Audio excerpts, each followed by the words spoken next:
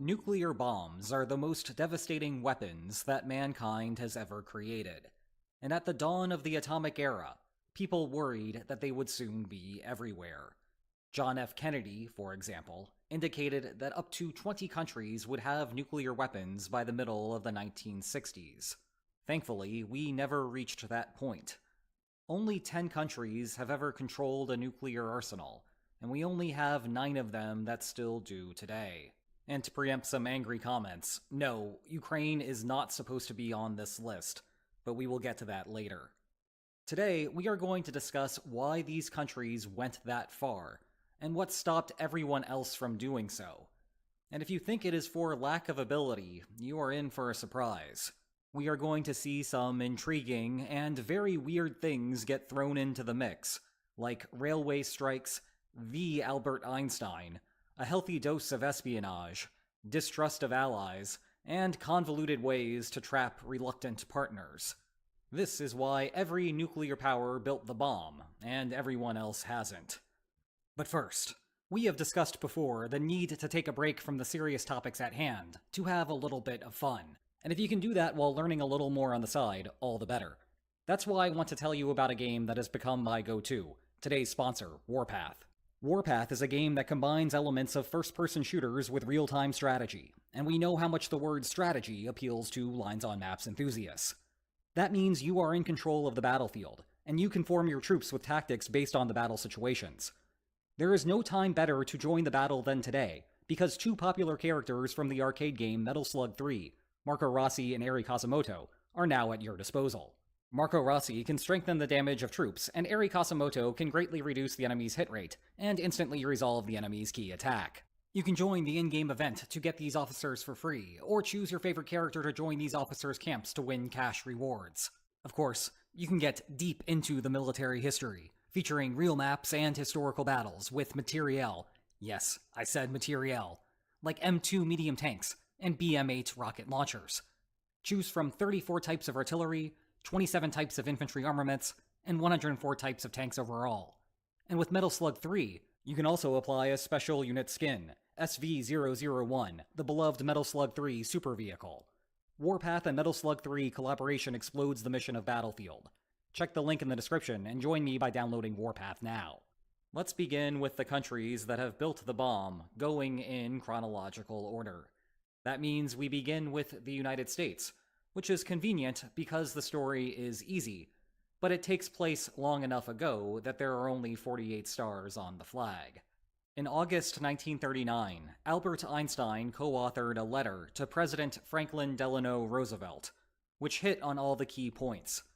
That it was possible to weaponize uranium, that the weapon could completely destroy large targets, that it would be a good idea to get physicists involved in the war industry, and that Nazi Germany may be trying to develop that weapon.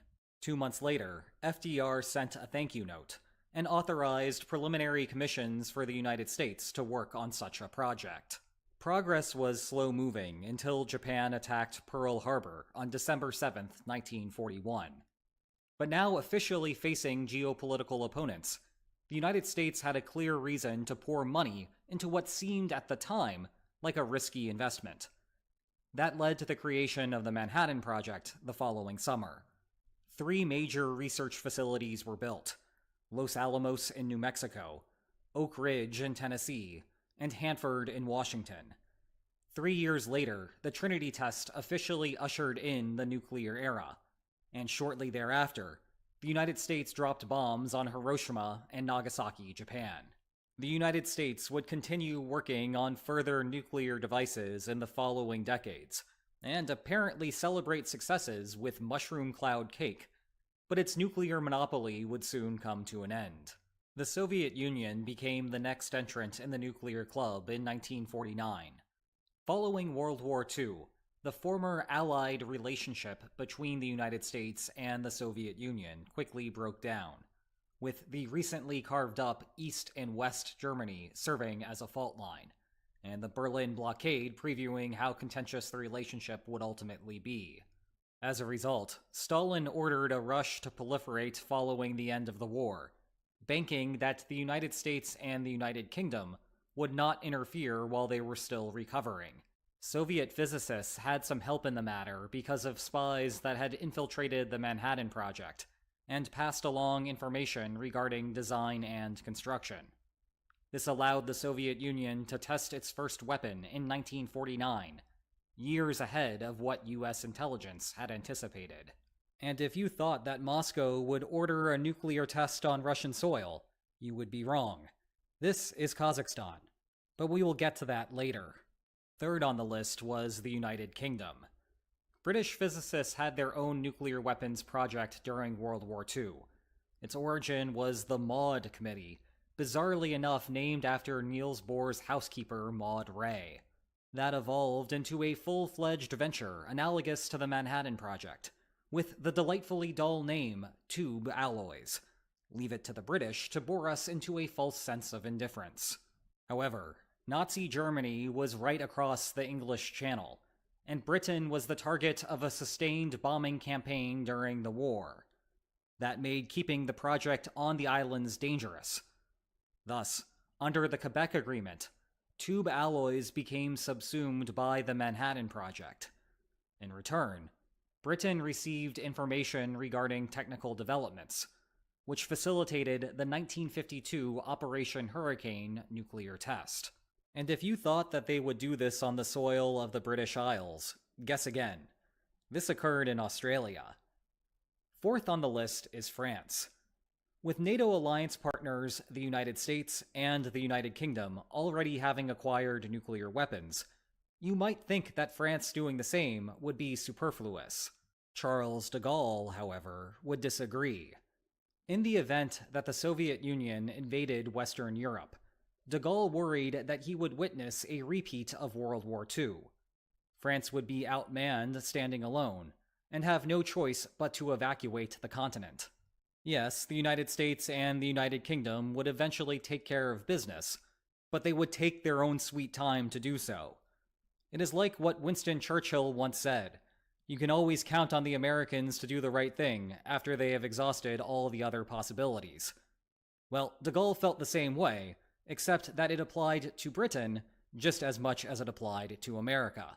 An independent French nuclear weapon was the answer, hence the Jabois Blue test in 1960. And if you thought that they would do this on the French mainland soil, guess again. This was in Algeria.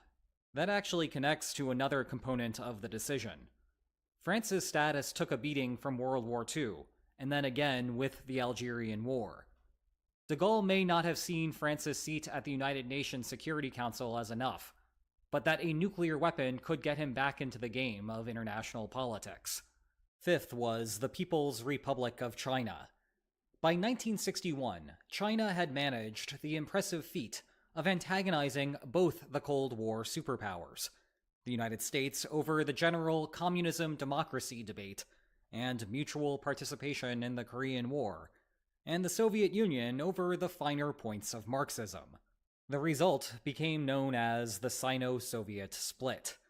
It got so bad that there were brief overtures between Washington and Moscow about whether to do a joint operation to stop China from building a bomb. But the Soviet Union passed, and the United States went nowhere without the help. As a result, China tested its first nuclear weapon in 1964 as a way to deter both of those opponents, and the government was all too happy to announce China's entry as the fifth nuclear power. Brief aside that will matter for later. These were the only 5 countries that had nuclear weapons at the start of negotiations for the Nuclear Non-Proliferation Treaty. As a result, their possession of the weapons is baked into the treaty, and they are sometimes described as the recognized nuclear weapon states. That leaves us with the 5 unrecognized nuclear weapon states in contrast. Continuing in chronological order, the first of these is Israel. Israel faced a strategic problem that none of the first 5 countries encountered. From its independence in 1948, Israel was surrounded by geopolitical rivals. Combine that with the relatively small size of the Israeli state, and you can see why the government was worried about being run over. Greetings all, I am Elon Musk. and today I would like to introduce you to Quantum AI, the world's first. Nuclear weapons provided the ultimate insurance policy. However, Israel lives in a bizarre world of duality, where there is still no official acknowledgement of its ownership of nuclear weapons. And Israel has no confirmed test either, which makes placing an exact date on Israeli acquisition difficult. Speaking of dates that are difficult to pin down, next up is India. The strategic reason that India sought nuclear weapons was due to ongoing border conflicts with Pakistan and China. Its first test came in 1974, officially titled Pokhran 1, but often dubbed the Smiling Buddha or Happy Krishna, which were two oh-so-cute euphemisms for what they also described as a peaceful nuclear explosion. However, India did not follow up on the test for more than a decade, and Prime Minister Indira Gandhi barely informed her military about the proceedings. As a result, there is plenty of suspicion that Gandhi tested the weapon for domestic political purposes. Her poll numbers were suffering as a result of a 1973 economic recession, and India was in the midst of an ongoing rail strike, which by some measures was the largest labor strife in the history of mankind. The Smiling Buddha changed the media narrative and gave Gandhi a much-needed win. Next on the list is South Africa in 1979, and oh goodness is this one complicated. Development occurred back during the apartheid era. A civil war was ongoing in neighboring Angola between the MPLA and UNITA. South Africa supported UNITA, while Cuba provided troops, and the Soviet Union provided material support to the MPLA. The apartheid government worried that the civil war might spill over into South Africa, and that the United States might waver in intervening because of, the whole apartheid policy thing. Thus, a bizarre scheme was born. South Africa would build a nuclear weapon, but then not tell anyone about it. I guess that every administration has limits on how much negative international PR it is willing to take. If the Civil War were to have spilled over, you would think South Africa would have then fired them at Angola. But nope. Once the border was crossed, the plan was to then reveal the nuclear arsenal. That would compel the United States to reluctantly intervene, so as to keep South Africa's bombs in the basement. When the apartheid government gave up power, though, it did not want the successor government to keep the nuclear weapons. And thus, South Africa became the first and only country to give up a nuclear arsenal. And no, Ukraine still does not count here, though we are getting close to finally discussing that point. Ninth on the list is Pakistan. There is not much to add here. Pakistan trailed India in technical capacity, and thus did not immediately respond to the Smiling Buddha. But when tensions flared again in the 1980s, India got serious about weaponizing its own nuclear technology, and by 1998, Pakistan tested its first nuclear weapon. And consequently, the leaders of India and Pakistan won the sarcastic version of the Nobel Peace Prize that year for their increasingly aggressive, peaceful detonations of nuclear weapons. North Korea is last up. Nobody really likes North Korea on the international stage. China only tolerates the Kim dynasty because it wants a buffer with the West. And Russia has been cuddling up only recently because Moscow desperately needs artillery for its invasion of Ukraine. All alone on its diplomatic island, North Korea saw nuclear weapons as a critical way to maintain its presence on the peninsula. For all the discussion of North Korea's massive army, remove the nuclear weapons, and South Korea would dominate in a conventional war because of its financial and technological advantages, never mind the shadow of Western support. Nuclear weapons therefore provide the regime insurance that the Kim dynasty seeks so much. And that does it for all 10 of the nuclear powers. But this is a video on why every nuclear power built the bomb, and everyone else did not, so we are only halfway done here. And there are 3 countries that serve as a nice bridge between the categories: Belarus, Kazakhstan, And yes, finally, Ukraine. They are famous for having hosted nuclear arsenals on their soil at the time of the Soviet Union's collapse. With Ukraine, its 1990 stockpile was particularly impressive, only surpassed worldwide by the United States and Russia. Also, what a crazy time the Cold War was to be alive. Anyway, following Russia's invasion of Ukraine in 2022, a common narrative was that Ukraine naively gave up its weapons back in the 1990s, out of a false sense of trust in Moscow. The reality, though, is very different. In principle, the legacy Soviet nuclear weapons were only supposed to be used after consultation among the successor states. In practice, none of the three countries had command and control over the nuclear weapons on their soil. Rather, the stockpiles were held and guarded by troops loyal to Moscow. A rough analogy would be if Montana were to suddenly divorce itself from the rest of the United States tomorrow. Would Montana become a nuclear power? Unless the governor actually has a metaphorical button to press, then no, not really. Yes, there are nuclear weapons in Montana, but the metaphorical button is in the Oval Office. At the same rate, the United States having forward-deployed nuclear weapons stationed in Germany does not give Olaf Scholz the ultimate power either. When Ukraine and the other two gave up their nuclear weapons, what was really happening was more of a deal to resolve an awkward geopolitical position. Ukraine could not have taken the weapons by force. That would have required killing Russian loyal soldiers who had nuclear weapons. Even if Kyiv somehow managed to accomplish that at one of the 5 missile sites, scientists would have then needed to gut the weapons and rework them into something useful due to safety features. Instead, Ukraine's geographic positioning, that is, its ability to surround the sites, meant that Kyiv could extract concessions out of Moscow. Specifically, the uranium in the devices would be extracted, and then returned to Ukraine to fuel the country's many nuclear power plants. There was still the possibility that each country could develop its own native program, but neither the United States nor Russia was too keen on that. Thus came the economic pressure. Money if they forswore nuclear weapons, and sanctions if they did not. Belarus agreed quickly because it would soon return to being a satellite of Moscow anyway, and Lukashenko would stick around in the long term to make sure Belarus followed through on that. Kazakhstan did too, because of a general distaste for nuclear weapons, after having hosted the Soviet Union's testing grounds. Kyiv held out for longer, but the Soviet Union had left Ukraine's economy in a mess, so Kyiv eventually ended its protest.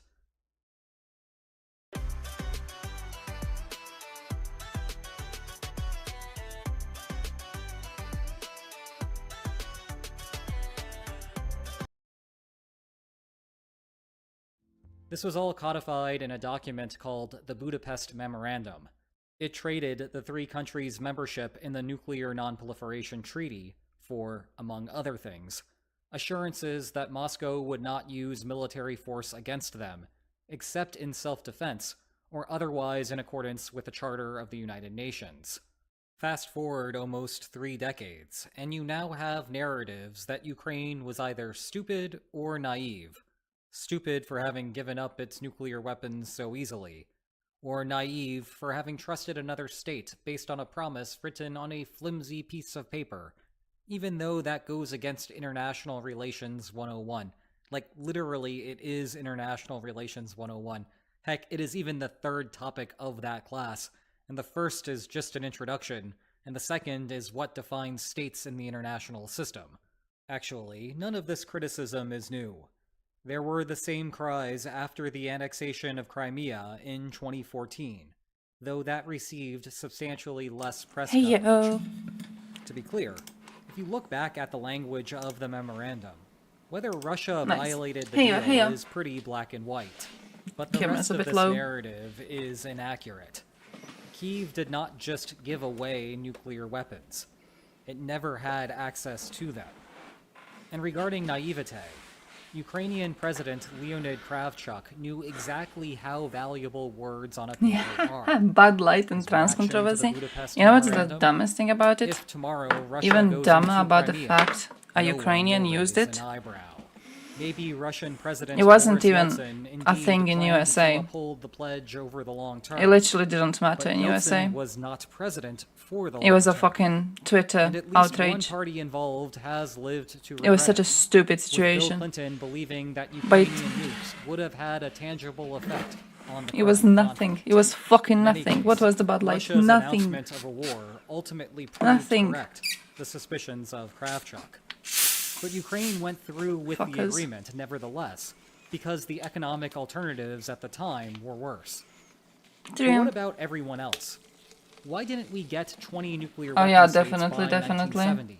Never mind Such by a stupid 2023. thing. It's like with their The tempting explanation is a capacity trans. How was it? story. The trans Building people any reading for nuclear kids. technology You remember is that? really hard. A So few non-controversy. actually get to the point of A weaponization. non-controversy. And you see it on Indeed, European parts of the there are a internet ton so of much. steps in the Oh, in process. USA, trans people Mining read for uranium, kids. milling it into yellow cake, Okay, converting it into a gas, fine. purifying it in centrifuges, What's the or trying to bitching? skip some of that by running it through a reactor and then extracting out some fissile Stupid, plutonium. stupid way to view the But world. regardless, eventually you are going to have to assemble the device in order for it to go boom. And truth be told, capacity is something that the non-proliferation regime tries to restrain, especially the part where the fuel becomes fissile. That is why there was a major scandal when a Pakistani scientist sold these centrifuges to Libya. That But makes it turns sense. out that difficulty is not the complete answer. A single satellite photo illustrates the basic point. This is the Korean Peninsula. Well, technically this is South Korea. That right there is Seoul and surrounding regions. This, meanwhile, well, what you do not see here is North Korea. Yes, you have a tiny dot for Pyongyang, and there is a line for the demilitarized zone, but even that up there is China. If North Korea was capable of building nuclear weapons, but is almost invisible from space in the middle of the night, then certainly a whole bunch more countries could build a bomb if they really Proper. wanted to. Exactly how many is hard to quantify. I should know. I spent way too much time earlier in my career gathering data to try to find out. But if we measure nuclear capacity generally, not whether a country has actually built or tried to build a weapon, but rather their ability to do so, and use North Korea's score in 2001 as a baseline for a country 5 years before its initial test, we end up with about 70 weapon-capable states. That is a ton more than the 9 that actually have them.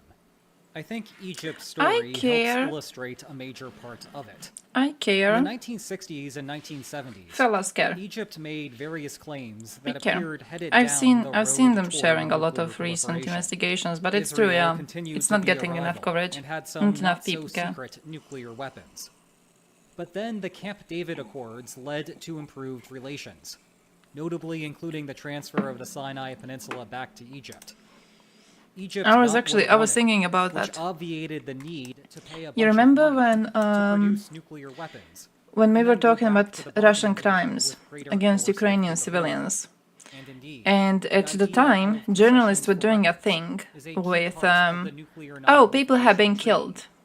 Rather than it being about land, Look at all of these people who have member been states killed. get access to We're not gonna nuclear say who killed technology them, we're just gonna in say there's a bunch of exchange for civilians who continued have been compliance killed. with the non-proliferation commitment. And remember when they were like, As oh, an we can't extreme say version of it this, was Russia Argentina because and there was no Brazil, investigation two done. of the most So we can't capable say it non-weapon was Russia. states, We have to wait for chose the to pool their investigations to be civilian complete. We nuclear have to wait for the efforts court rather than cases begin a geopolitical to know it was rivalry over the Russians. fate of the South American continent. And now the court cases are Sometimes those going. concessions conveniently come along And no one's with posting existing about it. alliance structures. I had to learn about it Helmut from Kohl, fucking the Twitter. last West The German court chancellor cases are during the ongoing. Cold There's a War, mountain of once evidence remarked against that these there was people. little The reason for second they Germany manage to build a identify nuclear some, they weapon put them on court. when he could just make a phone call to Paris, Who's posting or about this? London, No one. or Washington. They just He was posted not a little alone. bit In because fact, I guess they none of felt the like they 70 have to. nuclear-capable countries When the are crimes NATO, happened, they were like, and oh thus yeah, we chose can't not get to away with spend a not ton of posting, money on a new so let's weapon system post, but let's when they post can like defer cowards. that burden to one of the 3 in-house alliance And now they partners. could do an update on Over it, the and they're other side refusing of to the do so. world, Cute. Japan, South Korea, and Taiwan Bastards. similarly relied on U.S. military leadership. When Richard Nixon briefly told them that U.S. military aid had left the building, the predictable thing then happened. Each hinted that they would be interested in developing a nuclear weapon, Yeah. and the United States then backtracked and reaffirmed their commitments to stop that. Now, if you are thinking to yourself, gee, this sounds a lot like a lines on maps bargaining problem. For one thing, welcome back to the channel. But for another, you are right. Building nuclear weapons is inefficient. So it stands to reason that there should always be a settlement that leaves both parties better off. In turn, the explanations for those proliferating states are solid historical narratives, but they do not meet a true social science standard. However, getting that deep would require a video of its own, or maybe a dissertation I wrote once upon a time. But even aside from those bargaining concerns, for another group of states, it is just a raw cost calculation. Somehow, at some point, nuclear weapons got a reputation of being a cheap alternative to conventional arms. That is misleading. Over the first 5+ decades in the nuclear era, the United States spent $5.8 trillion on its He's a nuclear weapons nerd. program. That's what I know. That is more than expenditures on income security, interest on the national debt, or Medicare. In fact, the only things that exceeded USA. nuclear spending were Social Security and conventional defense. Social Security, USA. In terms of current money, I mean, that's that is fair. $10.72 trillion. Granted, not all countries building nuclear weapons would want a program as large as the United States is, and they can free ride to some extent on design. But no other country has the wealth or industrial What's the capacity point? to absorb that damage either. And less than 10% of the US expenditures went toward building the bomb. Like, what's the point of having so The many? vast majority of the cost is on maintenance and You're deployment, gonna use one which if you use any it, new right? nuclear weapons state has to pay for. Thus, Like, at if you most, you're want gonna to use build a nuke, few. you had better be getting a lot You're not of gonna bang use like for your buck. 100 of them. That takes a ton of other countries off the board. Anyone without a significant geopolitical rivalry simply cannot justify the price tag. But countries with a decent amount of cash to blow on Thank nukes you. What does that face mean? a different problem. Being an integrated part of the global I slept a lot economy is today. a prerequisite for that level of wealth. Oh, my phone's Which ringing. means the Give me a rest sec. of the world can simply play the economic sanctions card against you. We have seen what that can do to a country like Russia. Now imagine that you are not a primary commodity exporter, so you cannot find anyone to offload your gas to. Or maybe you are just a smaller country with a tighter budget as it is. Again, more countries come off the board, even if they have an antagonist that they would like to use a nuclear weapon against. Finally, there is the preventive war concern. When Saddam Hussein began work on a nuclear reactor outside of Baghdad in the 1980s, Israel did not take kindly to it. Thus began Operation Opera. A group of F-16A fighters flew to Iraq and bombed the site. Even years afterward, it remained in complete disarray. When the United States had the false impression that Saddam was back at it in 2003, the coalition of the willing this time went all the way, for the better or for the worse. When Israel found another nuclear facility, this time in Syria in 2007, Operation Outside the Box effectively became Operation Opera 2.0. Put bluntly, countries that cannot protect their nuclear facilities cannot complete a bomb project. And that takes us to Iran. Iran grows ever closer to having completed the technical prerequisites to build a bomb. Of course, we have been hearing for decades that Iran is X number of months or years away from doing so, and all of those assessments have been wrong thus far.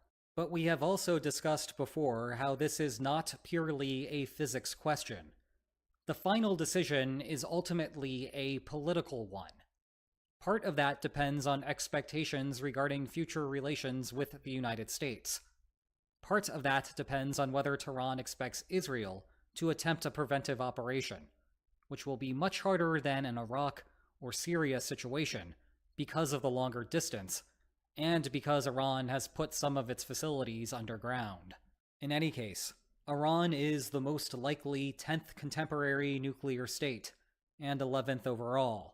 Yeah. And if that I'll have to run happens, downstairs we may need to revisit the situation in a for few some other minutes countries. to get to the package, because there's a package. I don't know which one it is, but there's a package, and it's on my name, so it should be something cool.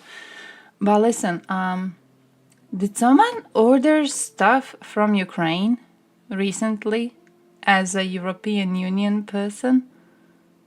Because I have a list of gifts that I wanted to buy for presents, and I made a wish list, and it's like specifically stuff made in Ukraine.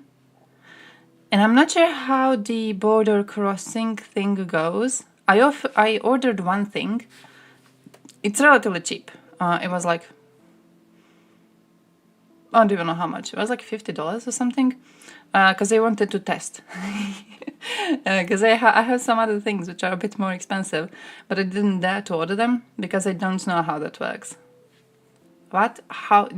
Do you know how that works? How much is that? I have never had an experience.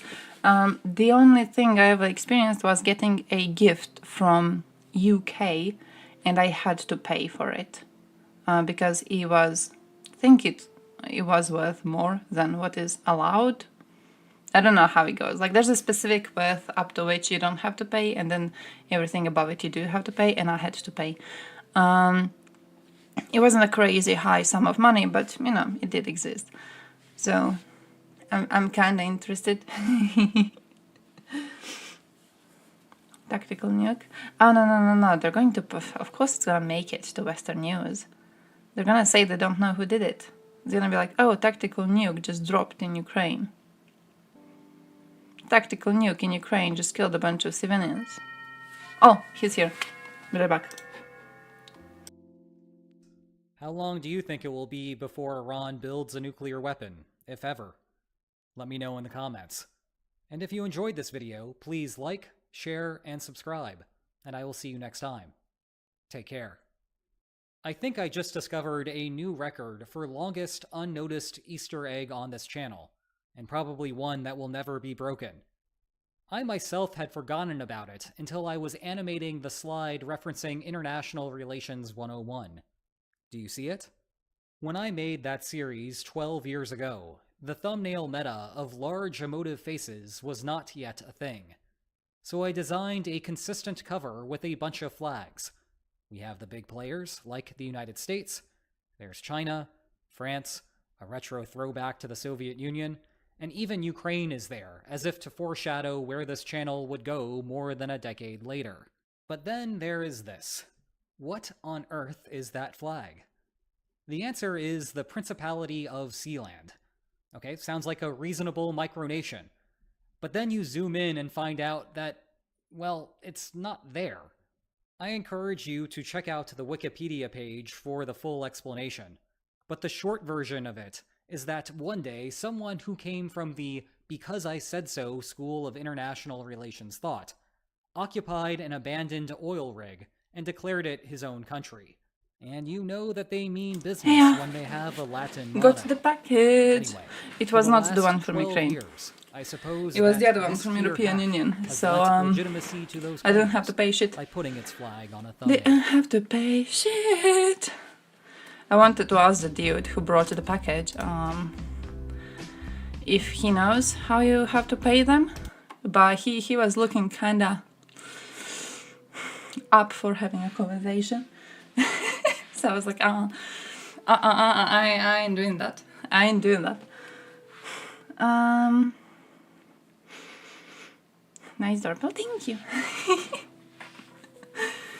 Yeah, no, yeah, the dam was destroyed. And even then, they talked about the dam being destroyed, and they were like, a dam got destroyed. A dam in Ukraine was destroyed. I wonder who could have done it. We will never know. We will probably never solve this mystery, but the dam was destroyed, and there's an eco-catastrophe right now. Who to blame this for? Is this because Ukrainians refused to allow Russians to butcher them? Maybe. Ooh! Ukrainian headphones. So if I order from there, I need to pay VAT 20%. VAT is 20%. So usually they cost 350%, and then you have to pay plus 20%. So if I get something for 100 euros, I have to pay 20 euros when I get it. Oh, it's for Estonia specifically. Ah, okay. I don't know. I didn't know what to look up. I didn't know what to look up because I never had to worry about this. I was buying from European Union all the time. Like, who wants something from the Brits? No one. Then my boyfriend went and he bought a guitar from Britain, and he had to pay quite a lot. It was like a huge amount onto the OG price just to get it here because of the border shit. Yeah, he bought some fancy ass guitar from Britain. It's fancy, but then it's from Britain, so it's like it evens it out. Could have bought a cheap one from Europe, and you would have been on equal levels of quality. But okay. But he had to pay a lot. So I'm just wondering how much I will have to pay. Also, when I was choosing who's gonna deliver it, the only option was Nova Pošta. So I'm kind of wondering. When it's 25%. Oh, how did you find that? Nice, holy shit, GG. 25%. So if I get something worth $100, I have to pay $25 extra. Does it start? Didn't it used to start on a specific what's the word? Amount of worth? Do you know that? Because I remember there was something about ordering stuff. I don't remember from where. I was thinking about ordering something, and they were like, "Oh yeah, you can, but the worth of the stuff you're ordering shouldn't cross a certain amount. If it crosses a certain amount, then you have to pay extra. But if it doesn't cross the specified amount, then you don't." Where do you find these laws? The right in Croatia, VAT, Ukraine.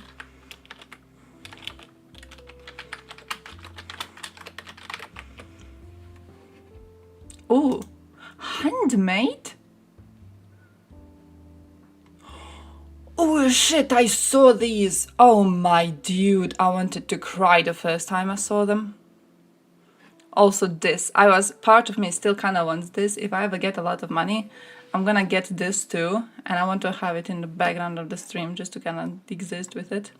Bro, these are fucking good, look at this.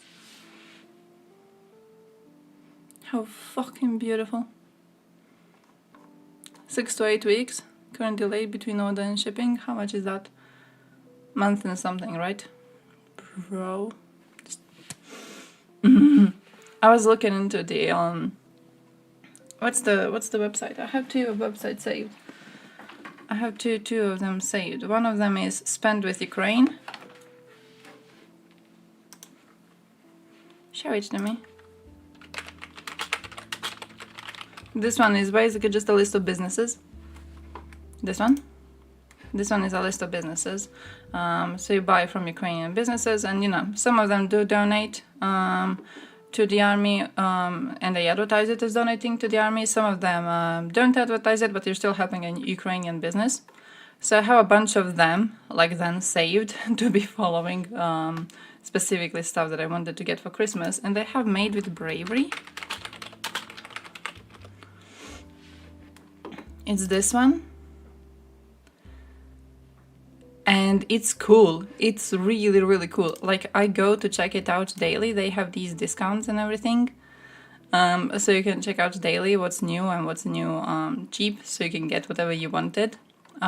So I should be starting to buy presents now because I got my paycheck yesterday. I should be starting to buy presents now so they are here on time. But man, I don't know. It's not even expensive stuff. I don't know how the border crossing goes. So I guess the first one is going to be the test. And it's kind of expensive-ish.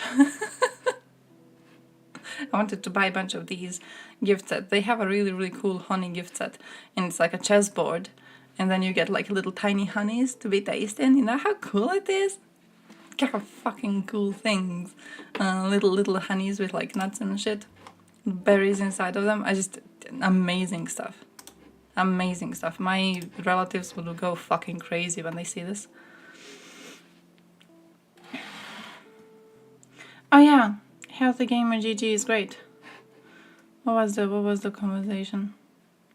Do exercise in the morning? Here's the problem.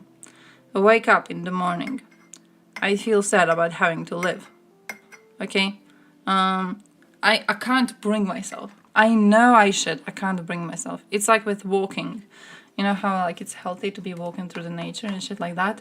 I'm like, yeah. I really should go out to take a walk every once in a while. And I do feel better after I take a walk. It's just... who has time for that? I have time for that. But also I don't have time for that.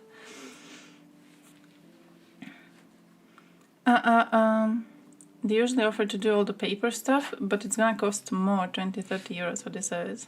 Even if your order is 10 euros. Oh, so yeah, I should order something expensive, is what you're saying. I should get something worth like 200 to 300 euros. So then they take 20 euros more, and I'm like, okay, this doesn't matter. This doesn't really make a huge change. That's proper. Going to be spending every single cent I have now. Thank you for that piece of advice. It wasn't the Heil. It was specifically Nova Pošta that they had on this website, I think even. You go to get stuff, and you have to pick who's gonna be delivering stuff to you. Can I show you how to sign in? I am too lazy for that. But yeah, you have to pick, and you couldn't pick. I couldn't pick any of the delivery services that I know of or I have had contact with. So I was like, yeah, okay, let's see what happens. I'm doing a little test. If they come here and they take like $300, I'm gonna cry. Waking up is disgusting. There should be some way to do to get the same pieces of advice, but like tailored to people who are more of night people than morning people. Because I can't do shit in the morning, and I always want to, you know. And I'm probably gonna go to bed today, and I'm gonna be like, hey, remember like how good it is to exercise in the morning? I could do that. I could set my alarm a bit earlier, and then I could exercise in the morning. And you know what I'm gonna do then? I'm gonna listen to the alarm in the morning, and I'm going to push it back by like 10 minutes. I'm gonna exercise. I never do shit in the mornings. I barely live in the mornings. I barely make coffee in the mornings, okay? It's not my time of the day. I prefer late night. If I had a chance to be doing something like work from home or live streaming or something solely, if I didn't have to have a proper job on the side, I would probably be working specifically in like midnight hours. It's the best time of the day. Nothing else is as productive as like, I want to say midnight to 2 in the morning. Just beautiful time of the day. Mega coffee or meth? Possibly, actually.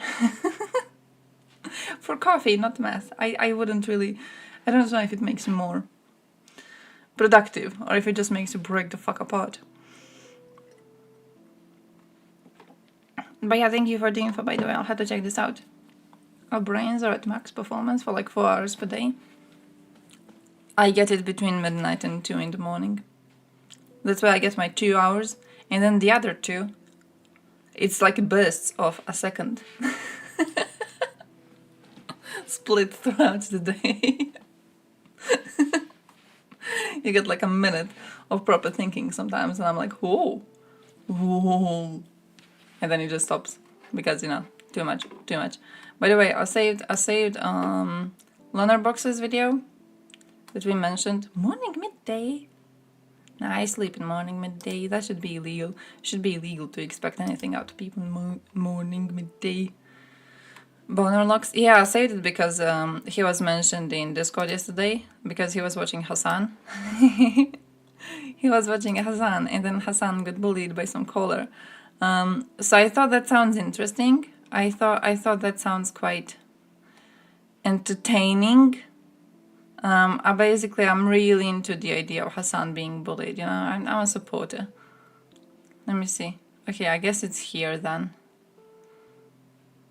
Where the fuck did I see that man? Oh, here he is. That's him. I was like, who's this loser? It's him. Completely forgot what he looks like.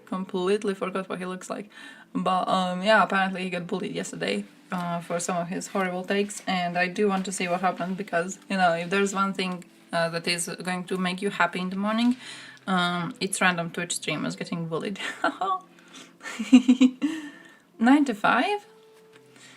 I think 9 to 5 is a privilege. I think 9 to 5 people are the happiest people in the world. Unironically, I'm genuinely not even joking. 9 to 5 is a dream.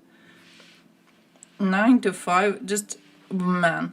It is a bit late, so like 9, a bit late, maybe 8 would be proper. 8 to 4, I guess, would be better. But especially when you look at the fact it usually doesn't mean working on weekends. It's like work days working and that's it. Bro. Hey, yo, Kim. Like, I would kill to be able to have a 9 to 5 job. I would fucking kill for it. That is a dream. 9 to 6? Oh. Why 9 to 6? Why 1 hour extra? Do you get like paid more? Do you get a longer break? Do you have like 2 hours break? Hey, yo, laser. What is the question? Is it here in plain English? Dude, fucking chaos. Where was I? I wanted to show you Loner. Have to look at Loner box. Okay, the only based person streaming in Twitch politics ever. No, but like, why 9 to 6? Why not 9 to 5? Do you get an hour break? I hope you get a long ass break. I hope you get the longest break in the universe. Cause that's ooh. You know what worries me? The only thing that actually worries me about 9 to 5. Don't know if you guys have been watching the Twitter drama over that one girl who was crying on TikTok because she basically started working. It's like her first job. And she was crying because she doesn't have time for anything outside of the job on working days. So it's like, you know, you work 9 to 5 and then she also has to commute, I think, for like 3 hours. So like hour and a half before, hour and a half later. So basically her working day is you wake up in the morning, you drink coffee, you go on public transport, you start work. After ending the work, you go on public transport, you travel, you get home, you eat some dinner and you go to sleep. There's no time for hobbies. You know, there's no time for you to be a person. And she was very worried about how this is going to influence her. And people on Twitter were like going wild mocking this woman. Mostly people who never worked a day in their life, to be fair. But I thought it was interesting because I remember going on Reddit and I saw people commenting on this and they were like, oh yeah, her concerns like actually make sense. And then there was this one dude who commented on how the worst time of his life was when he was traveling with 4 other people. And they were traveling together to go work their 9 to 5. And they were traveling for 2 hours. So 2 hours there, 2 hours back. Fucking wild, right? But he says that what he observed is that at the start it was fun. It was like 4 friends hanging out together. 5 friends. 5 friends hanging out together, right? So it was fun and they always had something to talk about. And someone always was watching new movies or reading some new shit or discovering new music. You know, there was always something going on. You had family, you had friends, you had something. And then after a year of doing this, you notice that because your time alone away from work is limited, right? You're kind of losing yourself as a person. So he mentions how like a year later, they didn't really have these fun conversations anymore. he was commenting on how the weather was, and he was listening to the radio and then commenting on whatever happened on the radio during their ride together. But it was no more like talking about the stuff outside of work, because they didn't really have stuff outside of work. They had work. So that's kind of the one thing that worries me about those types of jobs. You know, it's like, yeah, it really does rot you inside as a person, especially with like long traveling times. It is a sad thing. But you know, apart from the fact it puts some people in a horrible position, I feel 9 to 5 is acceptable, especially if you're like into sleeping a bit longer. Work to live, not live to work. I wish. Where do I get the money for that? Had to travel 1 hour to do a job. Whoa. Understandable though. Understandable. I now travel like 10 minutes. And that's GG. That is fucking GG. But I can't imagine having to travel like hours. I had to travel half an hour. No, 45 minutes approximately to half an hour, depending, when I was waitressing after high school. By the way, look what I have. This is my shark. This is my shark for tea. He has tea leaves inside of him. It's a little shark, and you put it on your cup like this, and he holds on to your cup, and then he has the leaves inside, and then they get into the tea. So it's now leaf water, but actual leaf water, because he has actual leaves. How cool is that?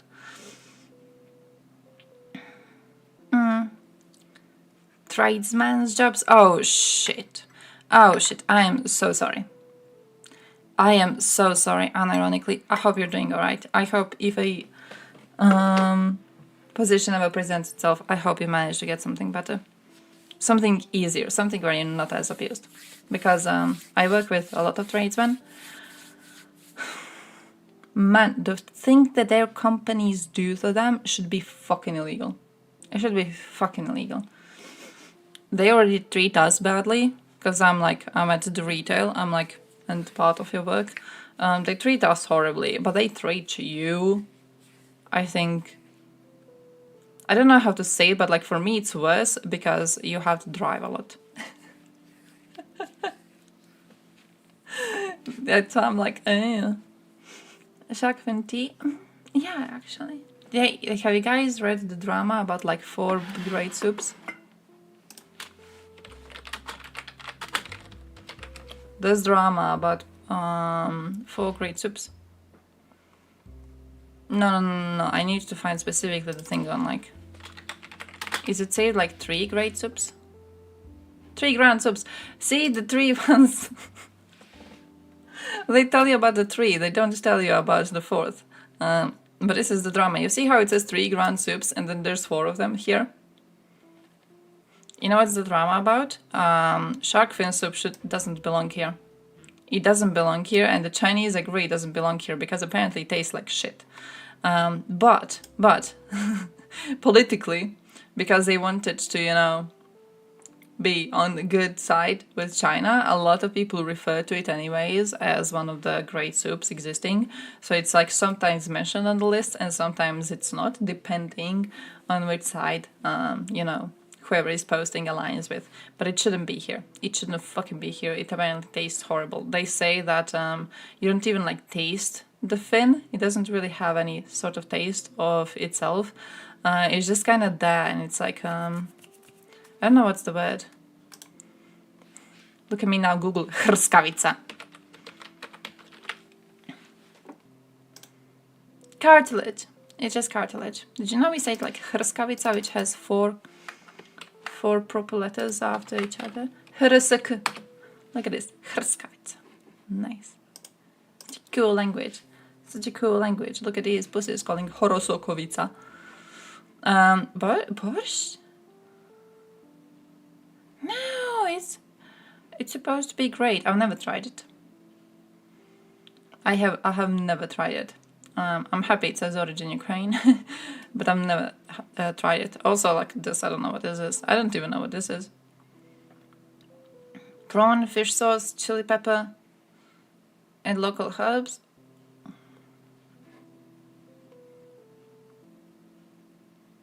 Fish soup. What is it? Like two of them being three of them technically, 2.5 of them being fish soups.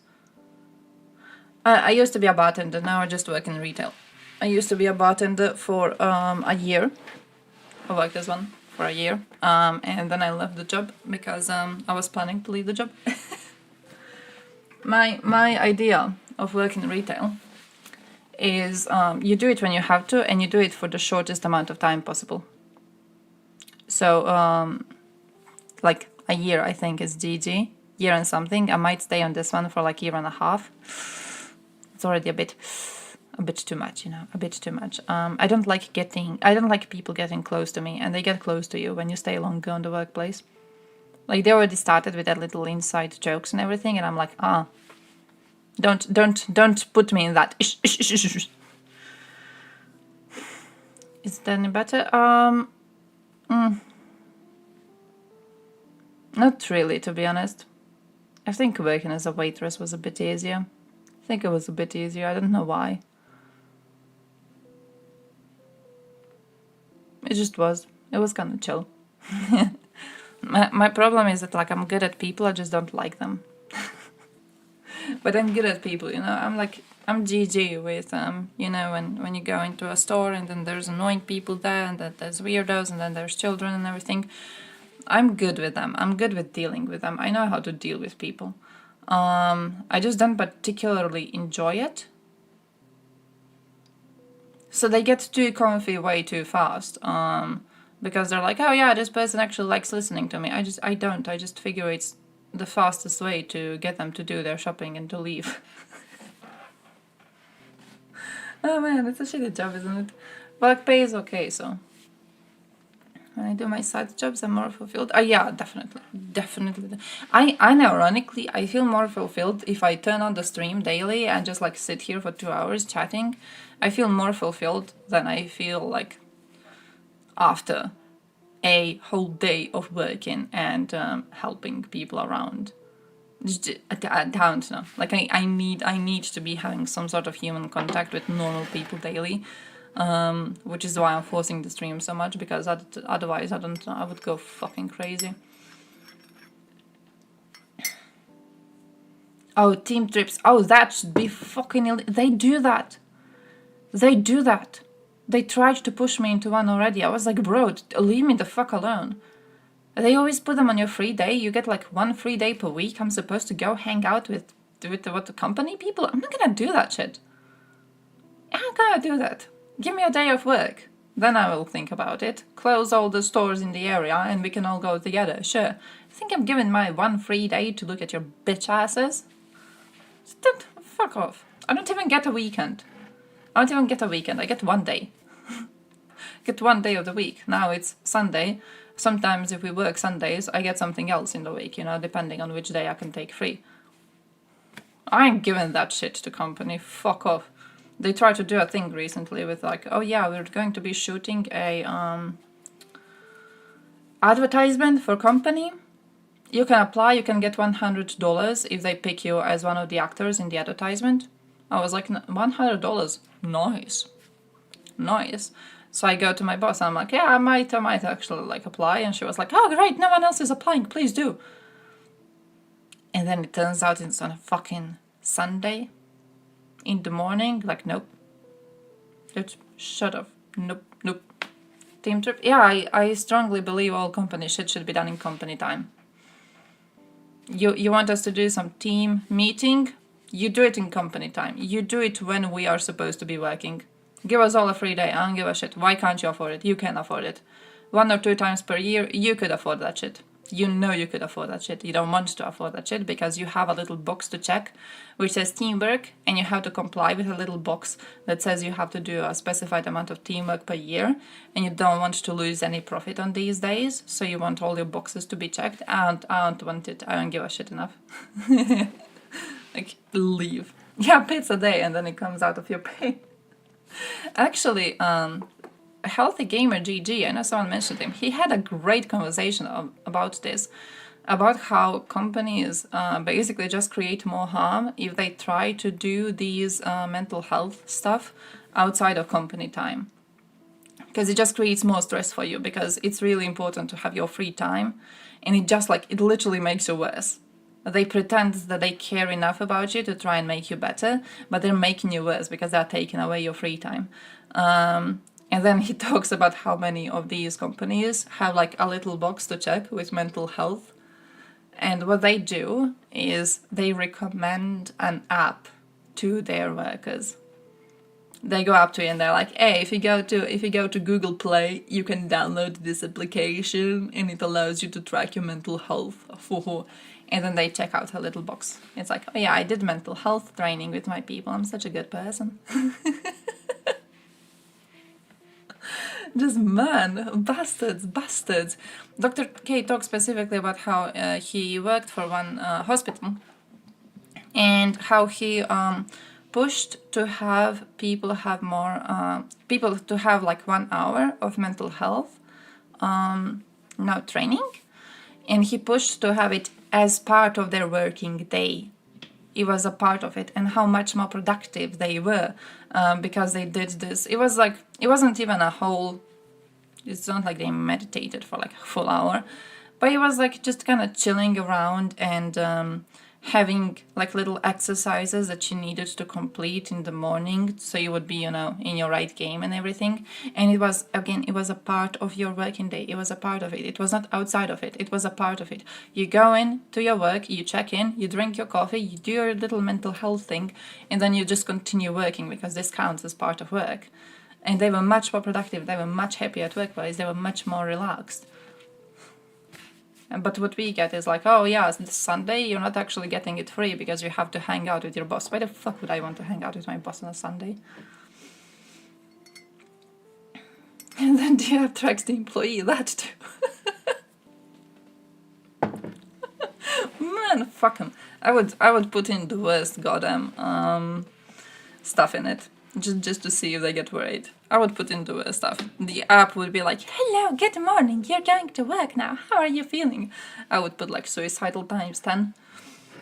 Just to check, just to gauge the reaction. I'm probably gonna be tanking their data.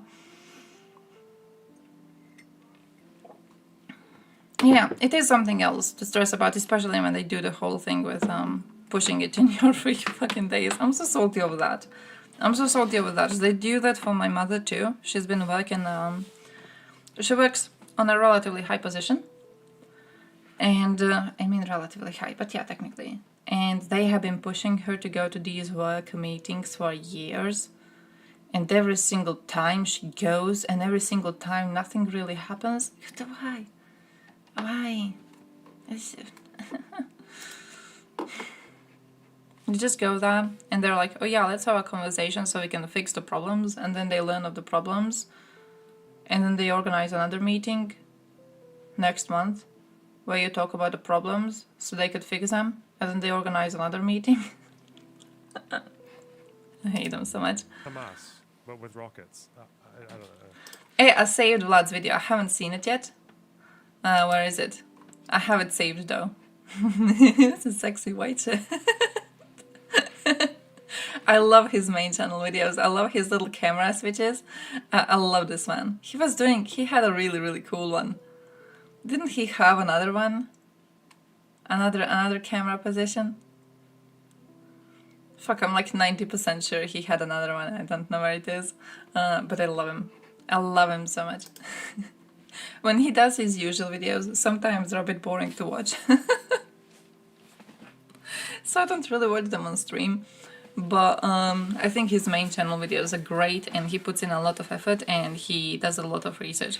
He has based positions. He's a great man. He would never force us to come to company meetings on a Sunday. To produce their own weapons with support from Iran. Yeah, reason why. That's what Hamas claims. I wanted to see. Are you going to talk about? Oh, this one. Is this the collar one? Just give me. Coverage has been Who the fuck is that dude? Catering and free coffee? Free alcohol. Free bar. Free bar. Listen, they should pay me a taxi to come there, taxi to come back, and I get alcohol. Then I might be thinking about going. I might be thinking. about it is the only thing I will do, because I'll probably be like, not worth it. Not worth looking at these ugly fuckers for 1 second more. They are insufferable. Insufferable.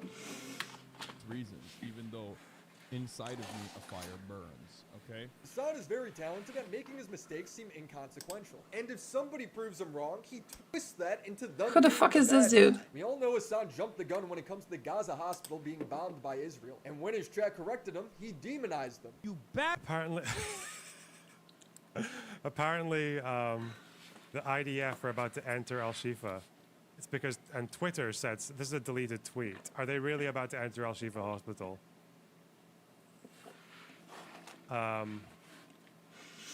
Continue Not to feel convinced. alcohol. Yeah, I would be like, ooh. Bad faith, apartheid defending, bloodthirsty, genocidal freak. I hope Vlad Wexler is pessimistic. I hope he's pessimistic, because I would love to have someone on my side. I need someone in my corner, okay? So I hope he's fucking pessimistic. If he is pessimistic, I'm gonna be quoting the shit out. I'm gonna be clipping it.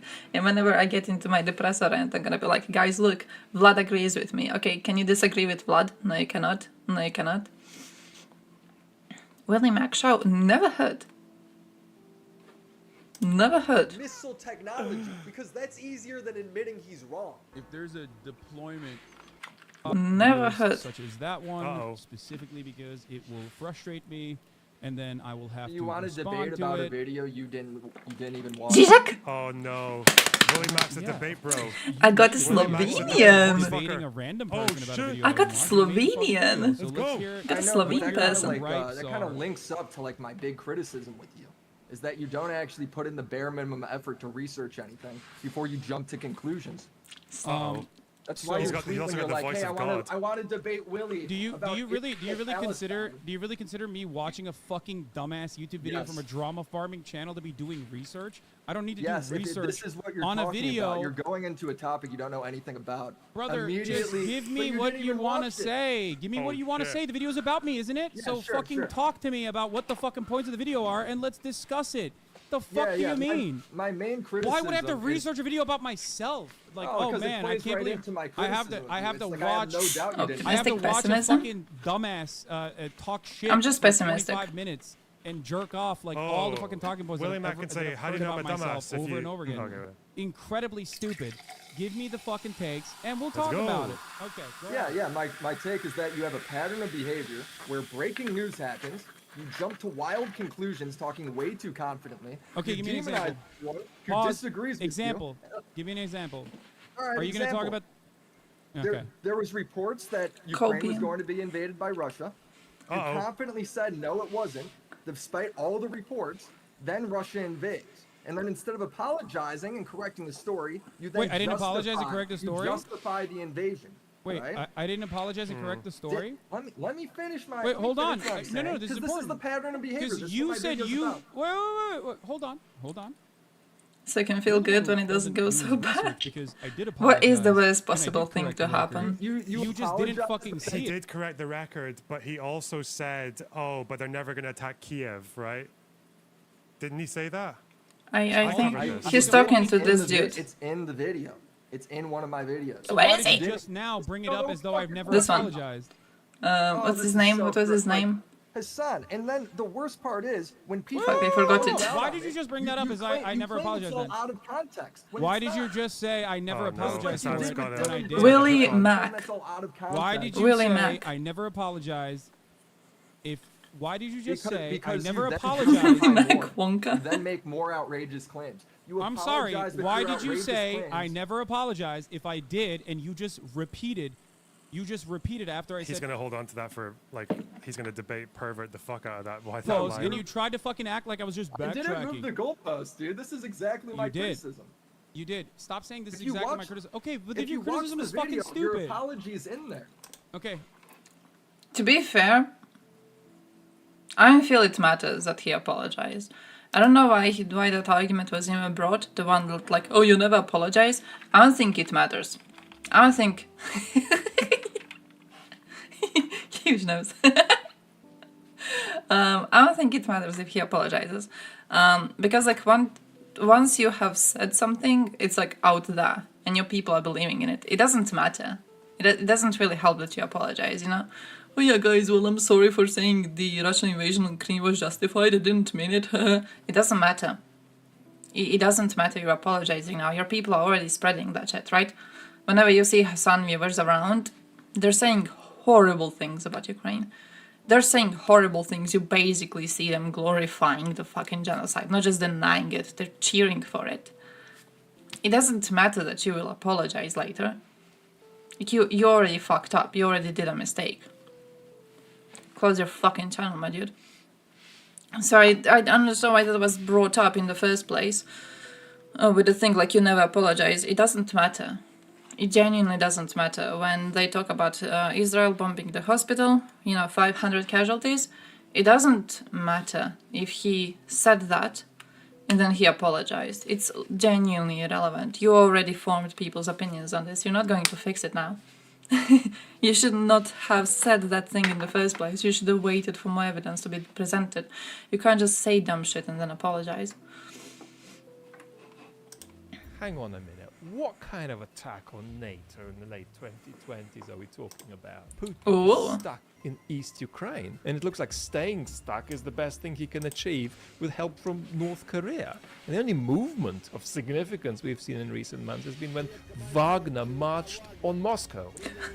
Well, here is the deal. The two motivations with which Putin starts the war in Feb 2022 are now even more entrenched than they were back then. Now, Putin's first motivation for war is regime security. War brings Putin regime security, Putin thinks. And you might say, well, Putin thinks that, but I don't.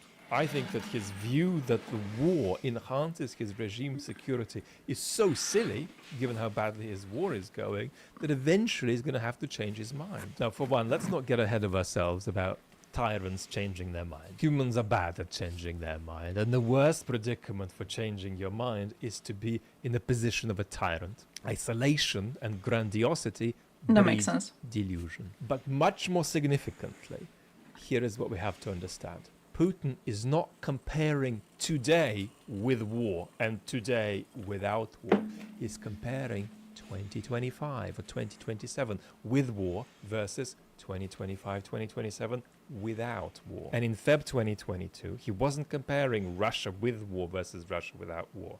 He was looking to the future. He thought that Belarus 2020 could be Russia 2027. The biggest divide in Russia is generational, and Putin was, and felt he was, losing the younger generation. In other words, millions of younger Russians are civically equidistant between older Russians and us, Westerners. Now, we shouldn't exaggerate this, they're not like us, but they're somewhere in the middle. And that's a huge problem for Putin, because these are people who don't necessarily feel in love with liberal democracy, but they're people who feel that this is weird, that this bizarre monarch, who seems to be the only political institution in town, runs the show here. It doesn't make sense. It doesn't feel legitimate. It feels weird. Now, the second justification for war is inevitable, existential, civilizational conflict with the West. Putin thinks he must, capital Grisha. M, propel Russia from the back row of nations right to the front How's in Grisha a doing? single swoop, challenging NATO's Article 5 at a moment when NATO is too weak to respond, perhaps in 2028. And here it's important to distinguish between Kremlin's lies and Kremlin's endless post-truth and fanatical sincerity. Because when they issued their ultimatum before the war, they were genuinely claiming proprietorial control over Eastern Europe and demanding effectively the dissolution of NATO.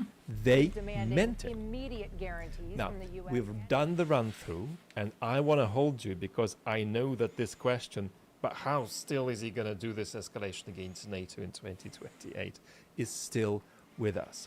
And to take it on properly, we've got to ask and answer 6 basic questions that clarify much more deeply these two motivations that we've put on the table, how they translate into Putin's plans for escalation. Does Putin think that his war in Ukraine is defensive? What on earth are we talking about? What kind of defensive war when he lined His up last his army YouTube and thing then is 2 marched months ago. in? But you see, for Putin, that he invaded Ukraine, or that he even began his invasion in 2014, is only a kind of accountant's truth, as Werner Herzog might say. The real, deeper truth is that he is simply fighting a defensive war. And now imagine that there is no war, and Putin in 2026 faces what Lukashenko faced in 2020. If at that time Ukraine is independent, which for Putin means is an outpost of US imperialism, Hey, that yo, will Sharif, be for how's life? Putin an existential threat to his regime. He'll think an existential threat to his life too, because he's so haunted by images of Saddam's end and Gaddafi's end. Yeah, he And has nothing in really. his mystically contorted view of reality, it'll be an existential threat to Russian culture too. And you might think going like that when I talk about Putin is disrespectful toward an evil but major global leader. And it's not. Because the bottom line we're emphasizing here is that you go potty when you endlessly sit at the top of regimes like that. This nicely leads us to the second question. Does Putin think that anybody in Russia actually opposes him? Does he think he has any organic opposition in Russia? And the answer to that is no. Because Are we thinking all of the same domestic dude? opposition is for Putin merely an expression of malign foreign interference in Russia's affairs. And interestingly here, we begin to see a kind of coming together of the regime security motivation for war and the business of Black at mad. overturning the West on the largest global stage. They come together because any domestic opposition for Putin is effectively the West trying to get him. The third question, True. does Putin think that Effectively. East European countries' sovereignties are real? Now, he doesn't approach East European countries with the same genocidal rhetoric with which he approaches the supposed non-existence of Ukraine in Putin's delusional perception. Ukrainians, he does genuinely claim, aren't real because they are Russians suffering from false consciousness, and as soon as they awaken from it, normally that will happen by extricating them from the grasp of US imperialism. But once that happens, they'll realize there's no such thing as Ukrainians, really. They're just Russian. There is no such genocidal rhetoric about Eastern Europe. About Eastern Europe, Putin just thinks that the sovereignty of these countries is sort of toy sovereignty. When it's stress tested by history, it'll just vanish. And what this means is that the United States and West European powers aren't really committed to Eastern Europe deep down in Putin's eyes. As the political philosopher Greg Udin likes to say, Putin thinks that the Americans know deep down Eastern Europe isn't theirs. There's a kind of idea I that mean, the United might be States true. knows is sort of encroached into Putin's garden, and if Putin asks them to clear off, they won't. But as soon as he puts up a real fight, they'll remember that this stuff isn't really theirs, and they'll clear away. Now question 4. Is Putin resetting the Russian economy for a long-distance war, and is he reorienting the Russian education system for a large-scale civilizational tussle with the West? Yeah, he is. I think the details would take us into a second video inside a video. So the only point worth emphasizing here is that this requires Putin to keep balancing depoliticization of the population with politicization. And that's not just a Oh yeah, genuinely, precarious good luck, Baltics. balance, it's also a balance he can't entirely control. And here we really, with deep gratitude, outsource ourselves to country experts who are going to tell us both what's going on with the Russian people month by month, and also going to tell us what Putin's capacity is to start politicizing to some greater extent Russia's depoliticized population. Now question 5. Does Putin believe that NATO's Article 5 can be successfully tested? Yeah. And that's not just because of what he perceives Ukraine, as our that includes inauthentic Belgorod and commitment to Rostov, Eastern Europe. Albania, that It's includes also Kosovo, because he believes that Israel, we that are includes in Gaza and West democratic Bank. decline. Oh, my He man. believes that with the kind of teleological We should do that. faith that some of us I in should make those and 1989 just believed post in them just to the see what Fukuyamian happens. idea of the globalization of democracy. For Putin, it's the same in excellent Guys, this is gonna be a historical world. process. Yes, Western democracy is here today. 2028. Give or take a few years, it won't I should do last. that. I should do And that. so I'm gonna this design those. Yeah. If I challenge Article 5 in 2024 by invading Estonia, that's not going to go well for me. But in 2027 and 2028, it might go well. These aren't fairy tales. I could Because genuinely ever since true. Putin took his civilizational turn around 2010 to 2014, it became increasingly apparent that a foreign gambit might be in order. There's a video on this channel from a year I or mean, two Vlad is before correct the on this. war, speculating about this. It's not completely inconceivable that Putin gets involved in the Baltic states in the next 5 years. So Putin is not thinking of a big war with NATO. He is thinking of a challenge to NATO from which NATO, wrecked by democratic weakness at home, runs away. That's really a large part of the answer. How can Putin fight a war against the West when he needs help from North Korea to entrench himself in East Ukraine? Question 6. Has Proper. Putin's conviction weakened since the war, and is he rational? I don't think it has weakened, and that's because he feels that all that's happened has only further proven that the West is out to get him and out to get Russia.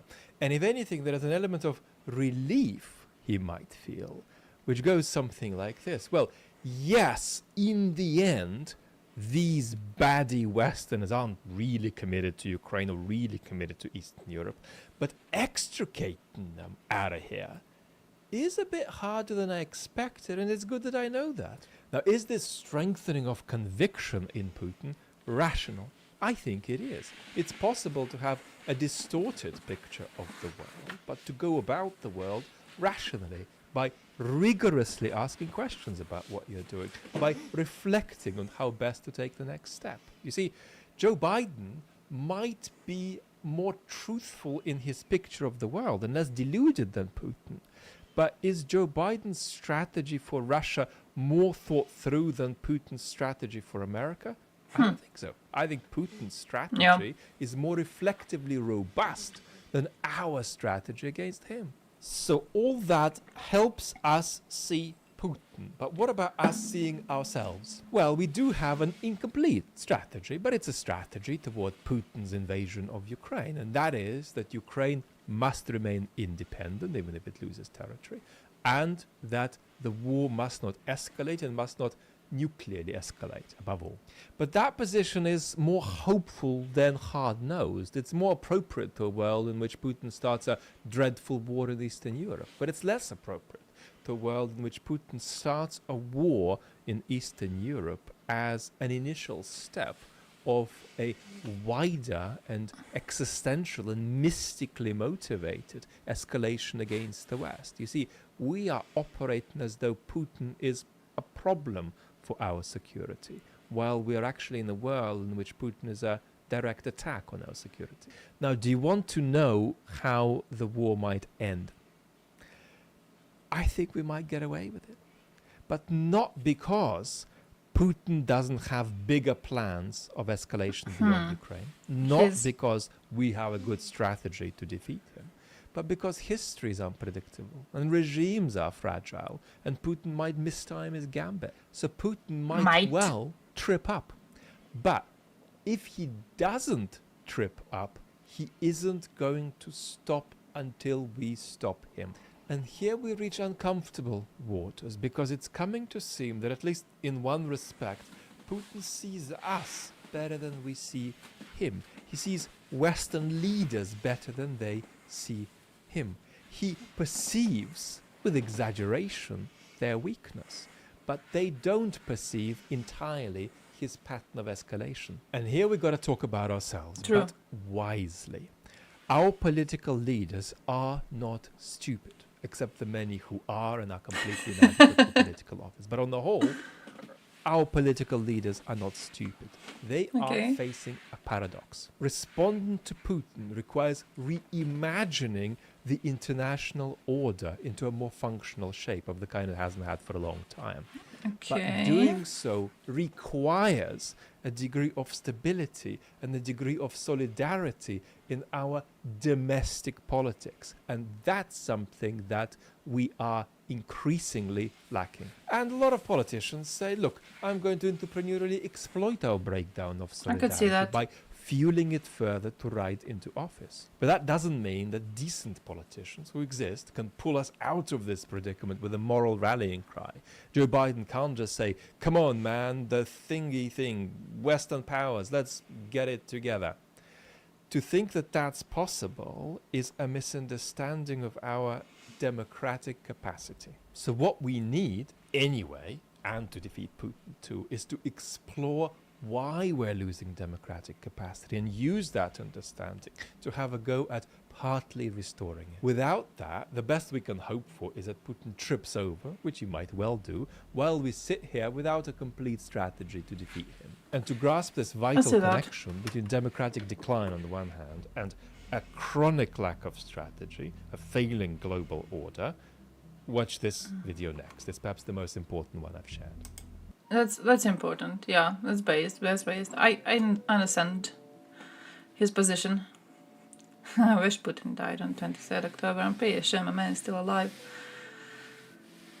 Our politicians aren't stupid, but they have to make stupid decisions to get re-elected. I see. I think the amount of stupidity in these decisions is usually having to be put under control. Okay, I don't think they're allowed to make completely dumb decisions overall, you know? Like, even if you look at Hungarians, for example, right now. Are Hungarian leaders stupid? No, not really. Do they have to make stupid decisions to get re-elected? Yeah, but like, can they go as far as to genuinely like support Russia, for example, or something? No, not really. We still do have relatively proper international law to keep them in check. They can't be as stupid as they would want to be stupid. For now. Oh, 2014 is going to be wild. We're having super elections in Croatia too.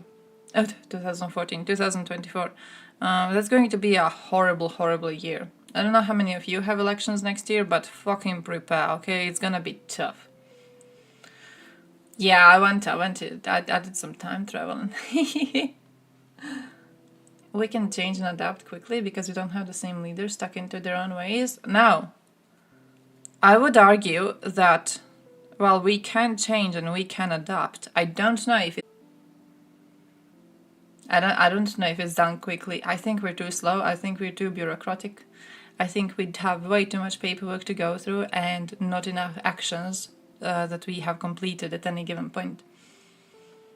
Like, look at our ammo production, for example.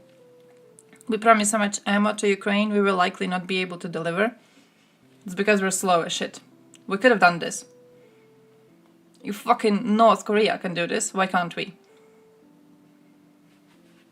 Russia, fucking Russia, with a tiny little GDP compared to ours, has managed to up their production, and we can't up our production properly. We're eating shit. We are eating shit. The way we are changing is way too slow, and then this coupled with the fact that so far we thought of Russia as a possible ally rather than a danger, it's creating a situation where right now Russia is still an ally. It's just a possibly maybe dangerous one somewhere in the future, but it's still an ally. We still see it as an ally. We still treat it as the ally. We have not properly sanctioned them. We still keep on being weak when it comes to sanctions. We keep on being weak when it comes to deliveries. We just keep on being weak. We keep on being losers. We're not changing anything properly. Croatian election. It's not just about that. On Canada, that could be a problem with them going more pro-Russian because of Serbia. Serbia is right now a big danger. Ironically, also Serbia might be a reason why we will not go more pro-Russian, because we don't want to be siding with Serbia. So at least it's something. Election next week? Oh shit, good luck. Good luck. It's not that it's unpopular to support. I mean, it is unpopular to support Russia in my country on one hand, yeah, but it's popular to hate on the West. So it's easy. Like, I genuinely feel like if I wanted to get Croatians to be pro-Russian, I could do it. If I wanted to get an average Croat to vote for my party and it's going to be calling Sucking Putin Off party, I could do it. Give me like a month, I could do it. It's incredibly pushed into society, this idea of hating on USA and hating on the West and hating on global homo. So I feel you could very, very easily exploit this, and I'm genuinely expecting that lots of parties are going to be exploiting this. We are already having a situation with, you remember that dude I mentioned to you previously, who was going for Croatian elections, presidential elections, and the way he did his campaigning was he would go to high schools, and then he would be telling these high school kids that evolution is not real, so they would vote against the system, thus voting for him. Well, he's back.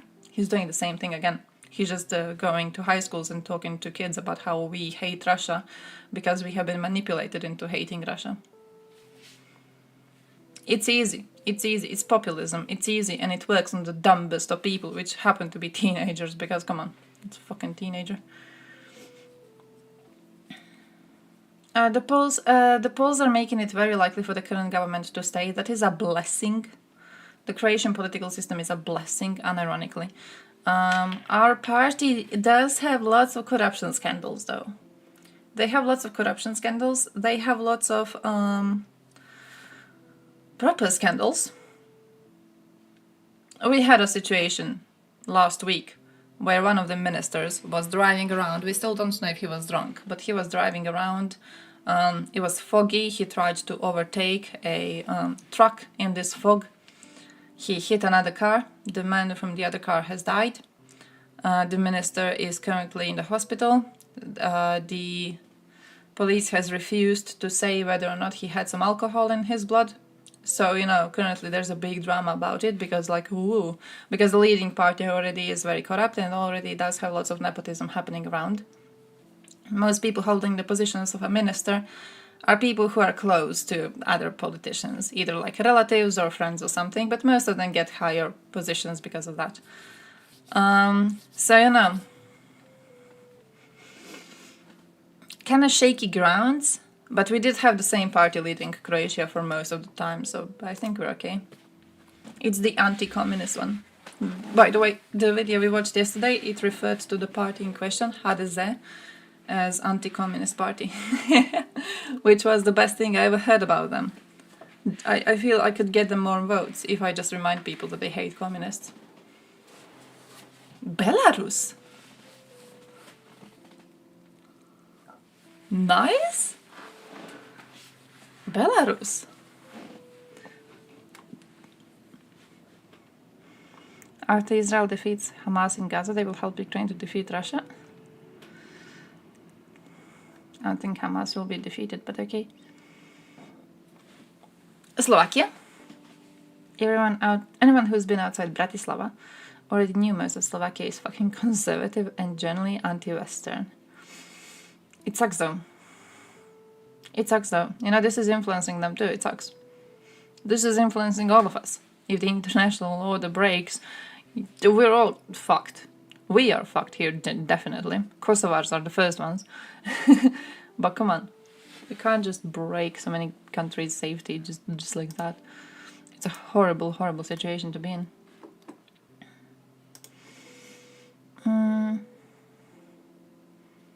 Estonians? Yeah, Estonians definitely expected this. Estonians definitely expected something like this. I'm pretty sure that most of Baltics are like acknowledging the danger already. Slovakia, they're pretty much fully integrated into the European Union. Yeah, and then they choose a pro-Russian dude to lead them. Yeah, I don't know what was up with that. I am not sure what was up with that.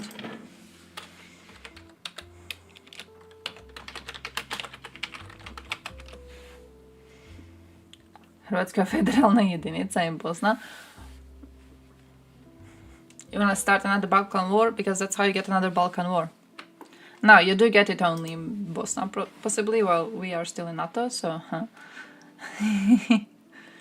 Estonian army is what? 20,000 soldiers? Yeah. That means every person has more shooting targets per capita. That's good. Come on, you look at like a million of Russians coming. Each one of your people gets a few hits and you're GG. But to be fair, when it comes to Baltics, well, I do not think NATO is gonna do a single thing if they get attacked. Do you think you have Finland?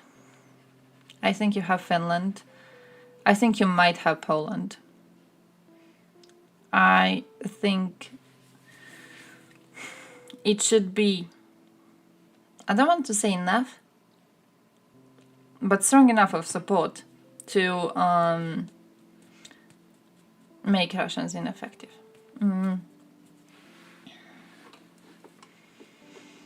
Fico's fourth cabinet.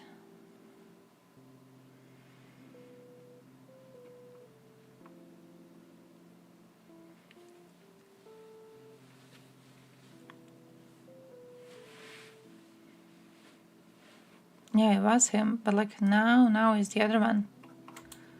Now is the other one. Liars. 100k?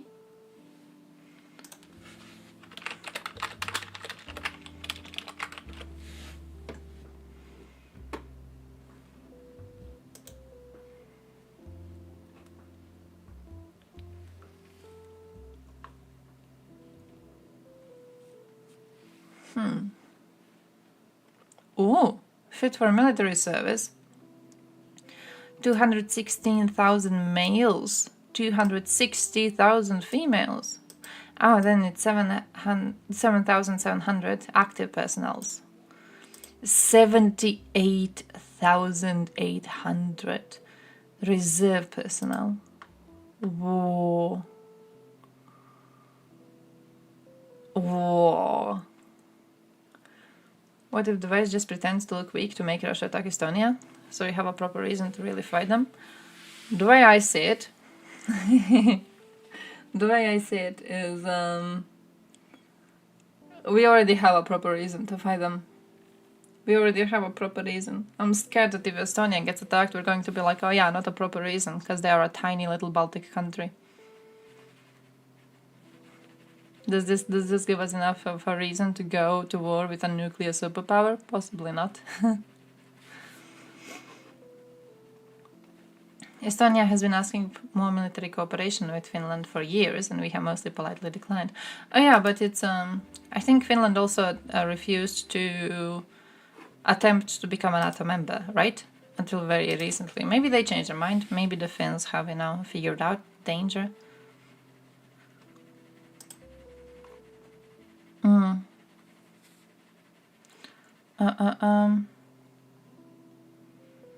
Its aim is to guarantee the preservation of the independence and sovereignty of the state. Oh!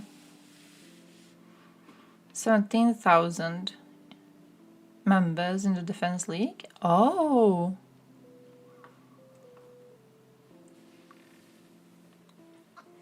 What's the point of NATO Article 5? Deterrent.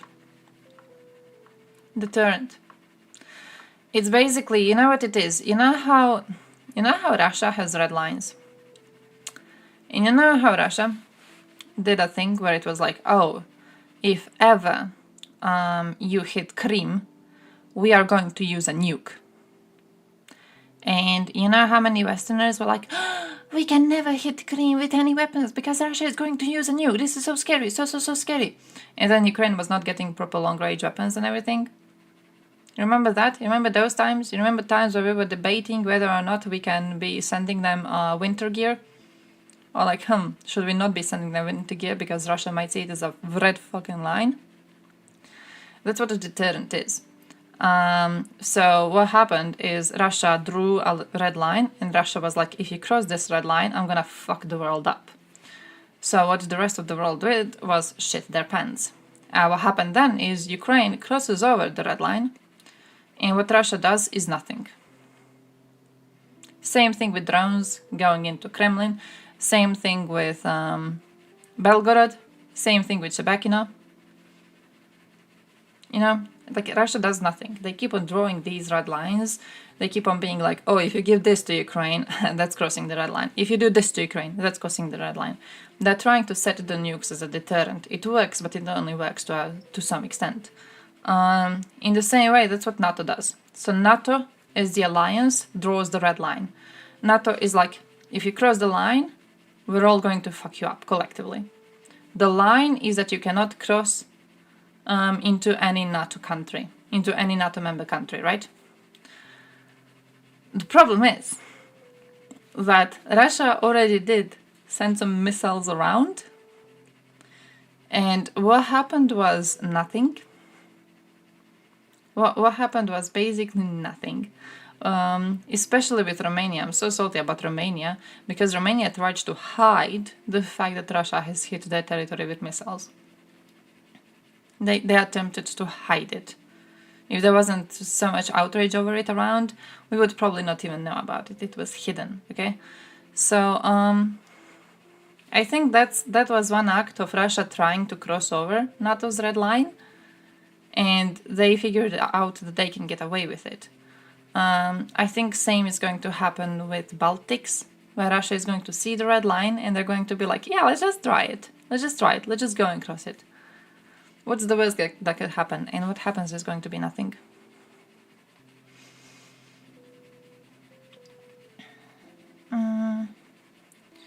Killing NATO soldiers from every member state. Sinking German ships, shooting American planes, blowing up British tanks. Means war with NATO. Look, personally, I feel they're gonna pull out. I feel they're gonna pull out. I feel they're gonna know what Russia is planning to do if they're gonna pull out. I am genuinely not having too much trust into NATO. I do hope they would fuck Russia up. I do hope they would destroy it. I just don't know. I'm not too positive. If they're actually that scared of war, NATO is not worth as much as a piece of paper the treaty is signed on. True, actually, though, true. That is true. That is true. What worries me personally is like the Balkan situation too, specifically because 1999 bombing of Belgrade, NATO did it. Do you think NATO would do that shit now? Do you think NATO now would bomb an aggressor state to defend a country which is not even a member of the alliance? You think NATO would do that shit now? Because I don't think it would. I've said this previously, but I genuinely think that the first proper test of NATO red lines is going to be Serbia trying to go and do an actual full invasion of Kosovo. They already attempted it. They failed miserably. They will attempt again. And then we'll have to see how NATO responds. And the way I see it, NATO is not going to respond. I genuinely don't think NATO is going to respond. I think NATO is going to be looking at Serbia, doing ethnic cleansing all over Kosovo, and I think NATO is not going to do a single thing. The threat wasn't, big enough. Depends on what you think about big enough. But when you look at 1999, it wasn't like this was the pinnacle of violence, right? It wasn't like this was some sort of a peak of violence. They already were defeated in Croatia. They already did Srebrenica. This wasn't a peak. It's not like NATO bombing of Belgrade had to be done because this was the peak of violence. This was like the worst possible thing. It was happening for years before. These massacres were happening previously on more countries' grounds for years before. NATO got involved because it was the right thing to do, to bomb the fuck out of the aggressor. I genuinely don't believe they would do that now.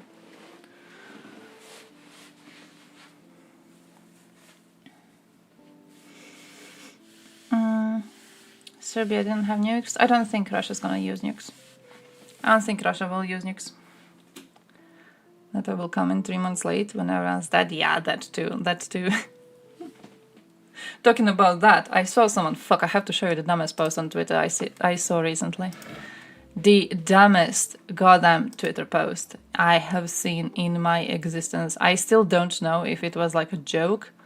I'm hoping it was a joke. It was written as a non-joke, but like I'm hoping. because the conversation was about Hillary Clinton and how she forced Bill to bomb Belgrade. It was like they had chaos at the time because, you know, he was banging another woman.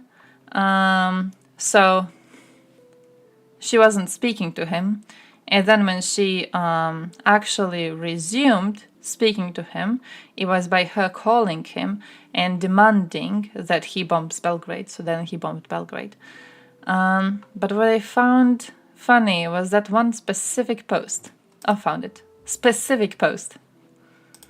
Here it is. The dumbest fucking post you're going to see on this topic.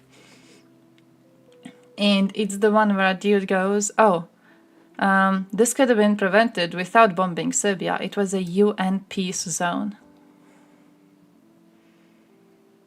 You know what the UN peacekeepers did when Srebrenica was happening? You know what the Dutchies did when Srebrenica was happening? Nothing. They did nothing. They did fucking nothing.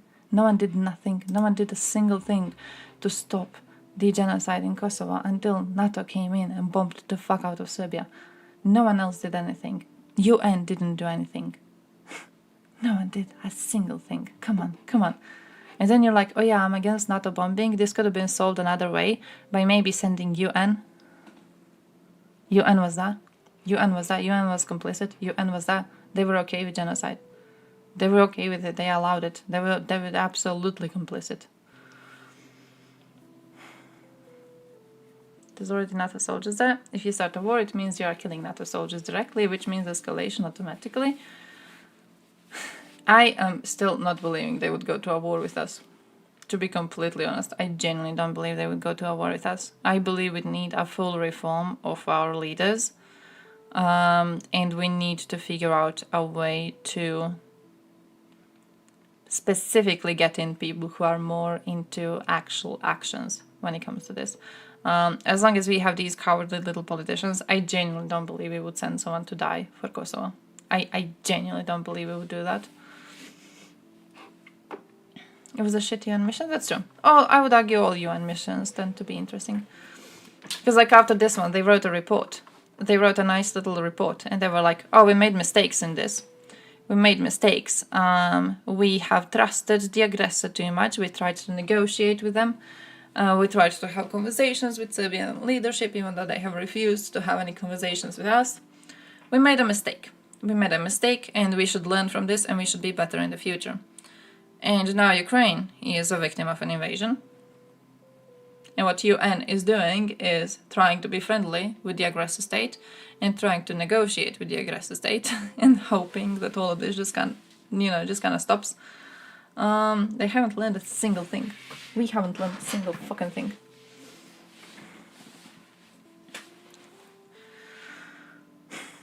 Oh, European Union. I have a thing though. I trust European Union less than I trust NATO on this. I'm way more doomerish on European Union. I think they have been imbeciles. They had conversations recently about the admission of Western Balkan states into European Union, where they blamed Kosovo for negotiations between Kosovo and Serbia stalling. They blamed Kosovo. Kosovo did nothing wrong. Kosovo did nothing wrong in all of these rounds of conversations. Kosovo was the side which was ready to negotiate. Kosovo was the side which was ready to have actual conversations. Kosovo was the side which was ready to give up something in order to get some sort of a normalization of relations. Serbia is the side which has been sabotaging these conversations one after the other. And yet European Union keeps on being like, oh yeah, Serbia, doing GG, you could do better, but doing GG. But Kosovo, you're being naughty. No, they're not. Kosovo is doing all the proper decisions. Kosovo actually has proper politicians. That's true. Kosovo politicians are like levels higher than Serbian politicians are when it comes to the quality. I'm very, very angry about the way European Union is dealing with this. I think they are failing Kosovo. I think they're failing Balkans overall, but I definitely think they're failing Kosovo. They're refusing to condemn Vučić as much as he should be condemned.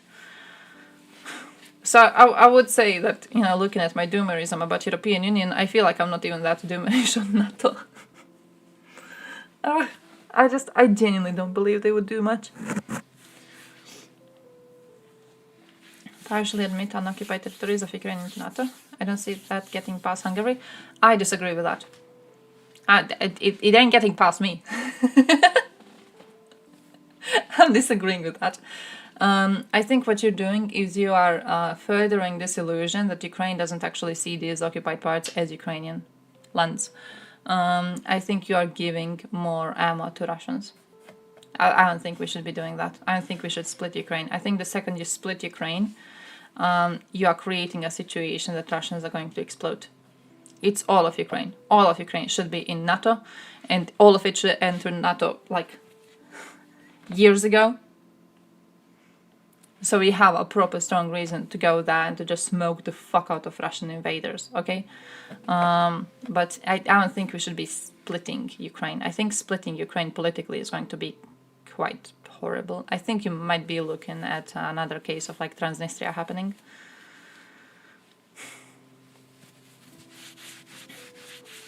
Diplomatic plays, yeah.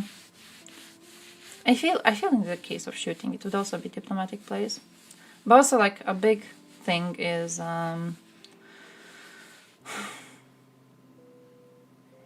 NATO hasn't been tested. You know? We're all kind of just making wild guesses based on the fact that NATO hasn't been tested. Article 5 is relatively vague, and NATO has not had a proper invasion on its territory so far, so we'll have to see. We'll have to see, I'm just not too positive. Why's my camera doing it a little glitchy? It might be the only way forward though. I feel we are leaving occupied areas under Russian control then. Since Ukraine can't kick them out, then what's the solution? Smoking the fuck out of Russian invaders. I feel that's in long term, like that's the only solution we can get. You gotta smoke the shit out of them. You gotta destroy them fully. Yeah, I don't really think we're going to be able to destroy them fully with the current amount of aid we are giving to Ukraine. Like the amount of tanks we have. The amount of tanks we have just rotting in our storages and we have refused to send to Ukraine is absolutely ridiculous. Yeah, I'm okay with NATO joining the war. I support the idea of NATO joining the war. I support the idea of NATO joining, staying of course on territory of Ukraine. I don't think anyone should cross over into Russia. But I support to go into Ukraine and to destroy Russian invaders there. I'm absolutely fully supportive of that. Copium. Wait, why did...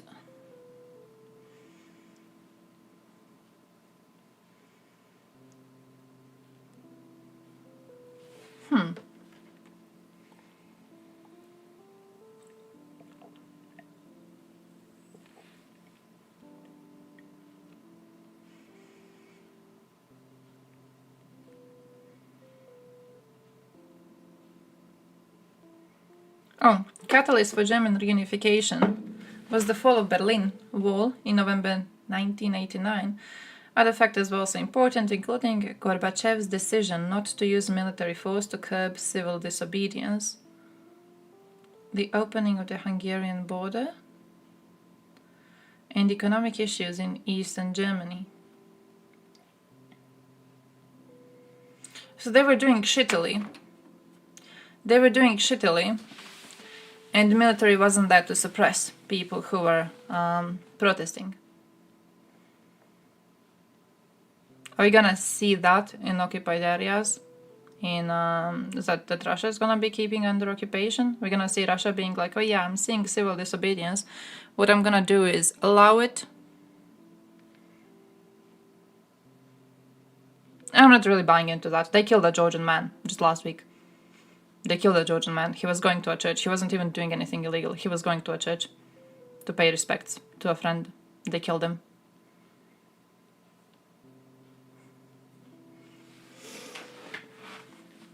I feel the geographic position might make this a bit harder in a way, because all of the countries which currently have areas occupied by Russia are very close to Russia, and Russia can easily send troops over, you know. For Germany, obviously, the situation wasn't really like that. So yeah. Provoke Austria into invading Hungary, so NATO is forced to invoke Article 5. NATO proven credible, expands into Austria and Hungary will be brought back in line. Ooh. And then it expands into Russia. Are you talking about Buryats, by the way? I have a video saved. I have a video saved, not on Buryats, but on that other part of Russia. Remember we watched a video on like the poorest parts of Russia recently?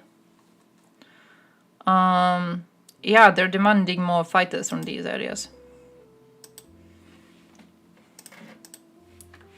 They're demanding more fertilizer to be coming from that.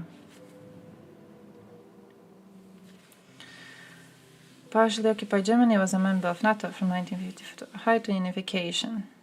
Oh, but I think the problem, what I'm trying to get at is that, like, I don't think Germany was in a comparable situation to what Ukraine is right now. Because, like, there wasn't really a danger of, or are we trying to say that, like, Russia will not be spreading into the rest of Ukraine after this happens? How many areas would they see as areas under occupation? Do they have a clear border on this?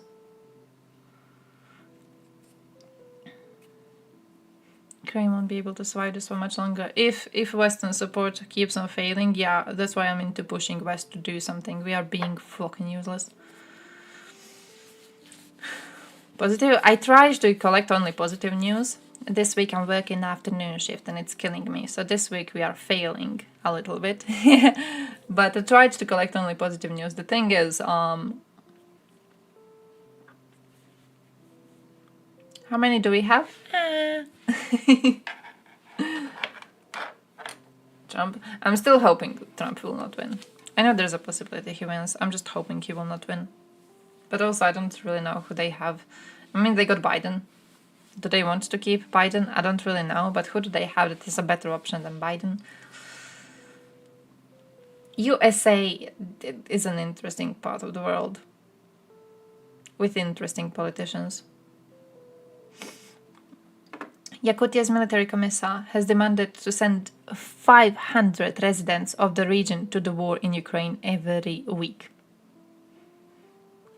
According to Avdonin, as of September, the number of volunteers was the lowest among the regions of the Far Eastern Federal District, and the plan to recruit volunteers for the Russian army was only 1/3 fulfilled. Bro. And like, yeah, we're talking about this Yakutia, which is where they mine the diamonds and where people have nothing, just genuinely nothing. 100 лет на ведро. В самом богатом регионе России. You think it's most likely Trump wins? Oh.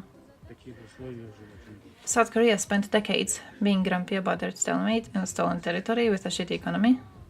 And they just accepted reality. The thing is, though, I disagree with letting Russians keep the occupied areas. I'm like strongly against any sort of appeasement like that. I genuinely think NATO should be entering. I know it's an unrealistic position, likely will not happen. I just genuinely think that is the only moral decision that we can make properly this time. The only proper political position we can be making at this time, because allowing Russia anything is going to keep them attacking more. This is going to be seen as a victory. But man, the amount of mass graves that are going to be dug there, I don't know.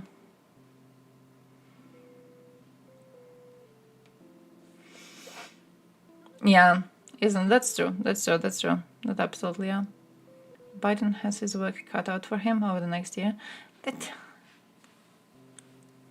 Yeah. It's still though, like Trump, fucking Trump. Would they pick Trump again? They already had Trump. He was Trump. He didn't have any, how to say it. He didn't surprise us. He didn't surprise us with his intelligence, did he? It's not like we were like, oh, Trump is going to be the leader of USA, so now the situation is going to be horrible. And that then we saw, him leading the country, and we were like, wow, actually impressive. No, it never happened. He was just Trump all the time. He was Trump. And now he's being Trump, and he's saying dumb shit. I don't know that they would pick him. I don't know if I have too much trust in USA. I don't think they would pick him. Why would they pick him? Why? The fuck does he offer? He offers nothing. He legit offers nothing. The only thing he can do properly is being quite moldable, I feel, by public opinion. As much as he is a populist, I feel populism has an effect on him. Maybe there could be a way to manipulate him into going and bombing the fuck out of Russia. Maybe. Have you seen the polling? Oh, yeah. I'm trying to steer away from polls mostly, but I saw the polling. The polling was definitely concerning. Cowboy Farm State and ask who they like as the president. They're gonna say Biden. Why is it not Biden? It's such a weird thing in USA, isn't it? Why is it not Biden? Because like when you look at patriots and the way that the world is looking at USA and everything, what did Trump do better? He did nothing better. What did he do properly? Nothing. Why Trump? In a fight between Trump and Biden, I don't know. How do you even have a hard time making the decision? People see inflation and blame Biden?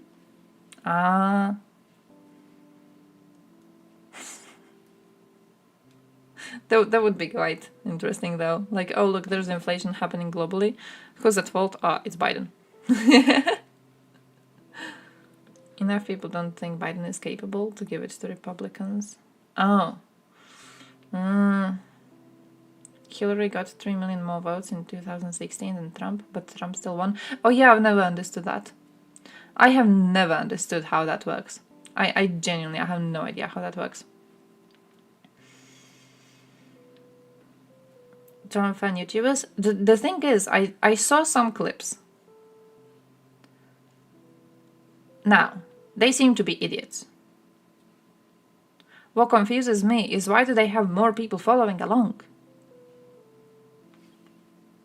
I don't know, like if you look into people supporting your political candidate and people supporting your political candidate are idiots, why would you, like, would it not make you think? Would it not make you go,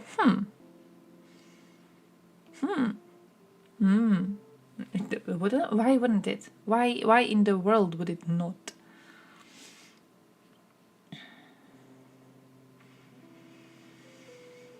You do partially blame Biden? It would have happened regardless, but the spending bills pushed through were just fiscally a bad decision. Oh, so it's like the global inflation is not his fault, but the inflation itself is not his fault, but the level of inflation that USA experienced could have been lowered. Define an idiot, Trump voter. No, I'm talking, but I might be, like, how to say it, influenced by the fact that I get most of my news about USA randoms from, I forgot the dude's stream name. Mayor. I watch Mayor. And he shows you clips of, like, viral things in USA.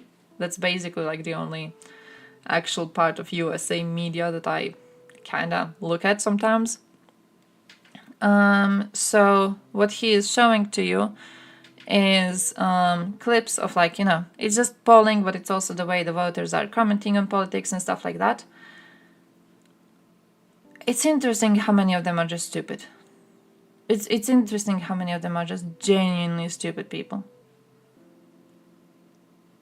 Kinda weird that they're getting so much following, considering the fact that they are so stupid. Like, they will just out of nothing, they go into rants about conspiracy theories and into vaccine rants, out of just absolutely nothing, really. They go into conversations on Ukraine and Russia. They don't know a single thing about any of these countries. They still go into these conversations. It's a weird little thing. I don't know. How many Americans have a very different worldview than most Europeans? Oh yeah, I do acknowledge that. I do disagree with the way that they look at the world. I do definitely acknowledge that, especially when it comes to USA isolationism, stuff like this. I think we're just gonna be inherently always disagreeing on that. It's a view that I don't think I can consider as reasonable in any capacity. They are way more similar politically than most Americans want to accept. That too. They mostly do have, what's the word? Most of their policies are relatively similar. What seems to be the difference is the way they are perceived. You know, especially when it comes to the cultural war bullshit going on in USA now. That seems to be the biggest reason why people pick one and not the other. But it is true, I don't think most of voters know either's policies. Because mostly when you see them commenting on it, they genuinely have no idea what's going on. TYT as the, if you're thinking, it's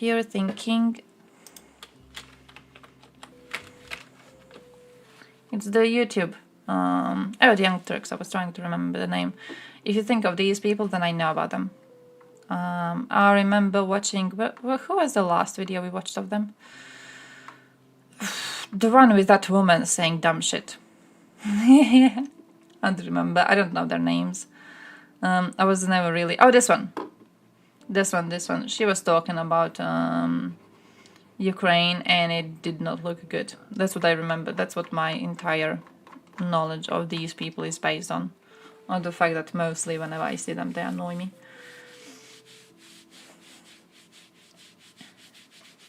Their world is their state.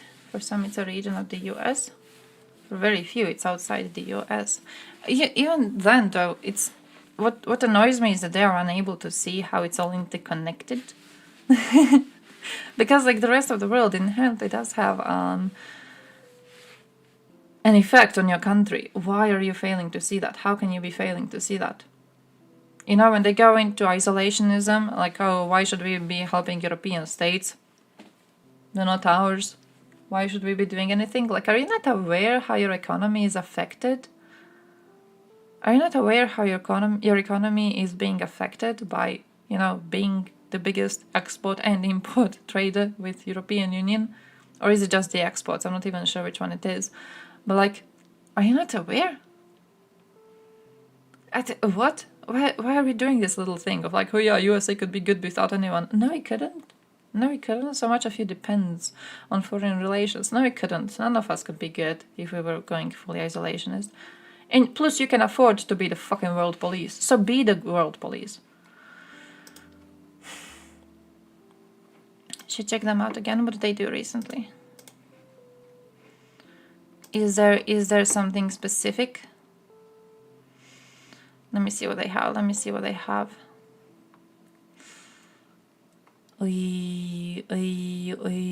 Like, my thing is that I don't really care about these people. I don't really care about these people, you know what I mean? So they go like, oh, Republicans fighting, and I'm like, yeah, who cares? And then it's hard to find something that I genuinely like want to watch. Okay. It's the same woman again. It's the same fucking woman again. What does she have against us? It's the same fucking woman. What is she?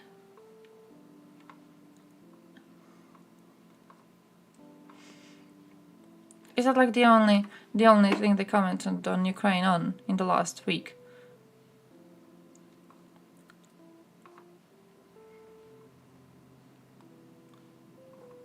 Why does she work on anti-Ukrainian content specifically?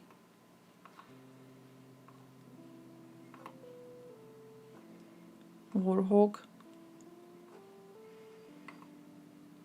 Compares Biden to Roomba. Oh shit, I remember watching this debate. That was a weird debate. Libs of TikTok.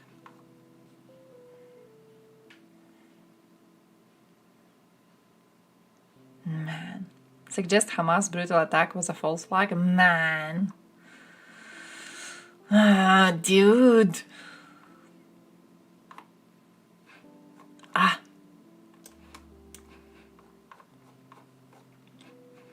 I don't even know where like they're supposed to be sitting politically. I don't know what the Young Turks are supposed to be. I just despise their coverage of Eastern Europe. I despise them on it.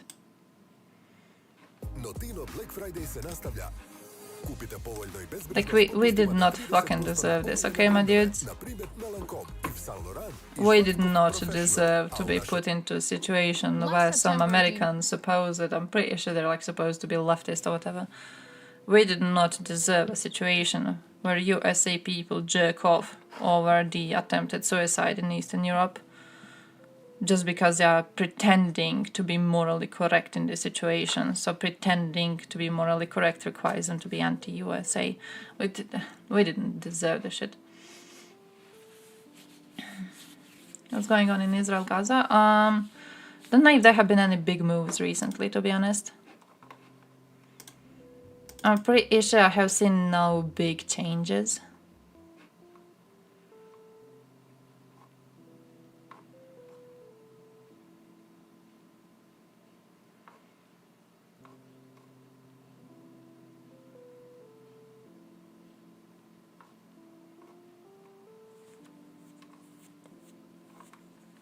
Yeah, if there has been something big, I don't know about it. Classic tank is just pieces of shit. Nord Stream pipelines were bombed in an act of sabotage. But Ukraine, Russia, and the United States all denied responsibility for the incident. Now, Russia has a vested interest in the, operation of those pipelines. So thinking that Russia is laughable to say the least. But is that... Fuck, wait. I'm losing my timeline. I'm sorry, I'm working the afternoon shift this week. I don't know where the fuck I am. I can't wait to go back to work in morning shifts only. The videos of Israelis carrying fuel to the hospital, those came out, it was like 2 days ago, correct?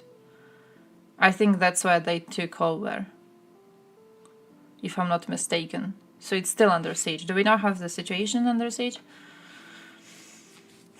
Black Friday turns me into a tanky that bashes American imperialism? No, Black Friday is fucking based. If there's anything good the rest of the world got out of USA, it's huge sales. It's those little coupon things that you people have. We didn't have coupons. Coupons got popular in USA and then they spread over. We got huge sales, we got coupons, and we got fast food everywhere. New Domino's just opened. Like, thank you, my dudes, thank you. Why are you boycotting? Why boycotting Black Friday? It's huge sales, I love it. I love getting shit for cheap. Why do you not like getting shit for cheap? You rich losers. You rich little losers.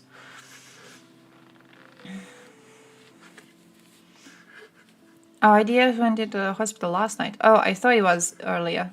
Because I remember those videos of Israelis carrying fuel, and then people saying that like Israelis are the ones supplying the hospital now and that Hamas has stolen the fuel. It sounds a bit like I'm waiting for proper confirmation of anything. Because, I don't know. It seems like a uniquely good move. And I don't know if I would expect it to be real. But, yeah, as far as I remember, I genuinely think I saw it like 2 days ago. I might be mistaken, though.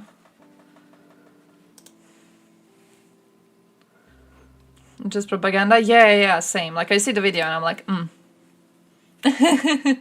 I'm not sure. I'm not sure you're genuinely carrying fuel to help the people in the hospital. I'm not sure. I would love for it to be true. Is it? Yeah, I don't know if it is.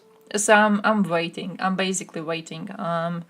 It's like with you know how there were times in the Ukrainian war when for a while you couldn't trust a word on social media because the Russians were lying and Ukrainians were practicing psyops. So what you needed to do was just not trust a single thing. I think this was when we got Kherson. But like you couldn't trust a single word. Like for days we just went on not trusting the news. People were like, is there anything new? And you would go, I genuinely don't know. I don't know. There's millions of reports. I don't know. Basically, even worse situation right now exists in Israel and Hamas war. Because at least when it came to Russia, Ukraine, it was like Ukraine was silent, right? Ukraine was practicing psyops, Ukraine was silent. So you got information from Russia. So you were like, okay, we're not going to trust Russia, we're hearing nothing from Ukraine.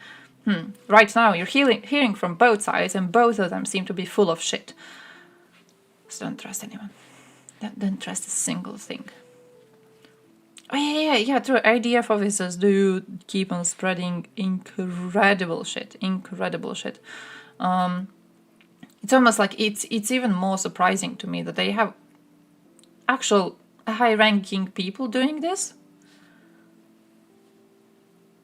But at the same time, it's not like it really matters if it's high-ranking people or not, because Twitter spreads both as if they are both equally valid when nothing is valid. What about Azov war crimes?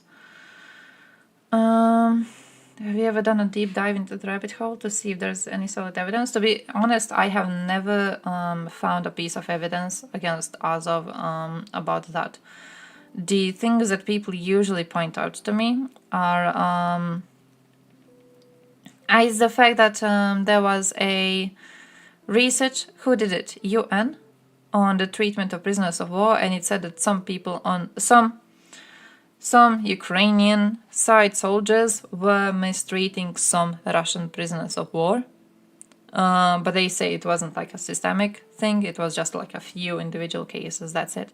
But mostly what I see is that, and what I see is the Amnesty report on, Ukrainians supposedly hiding in civilian buildings. Apart from that, I have never gotten a piece of evidence. I went into a fight with some Croat on Twitter yesterday, where he was like, oh yeah, Azov are the same thing as, there was this Russian soldier.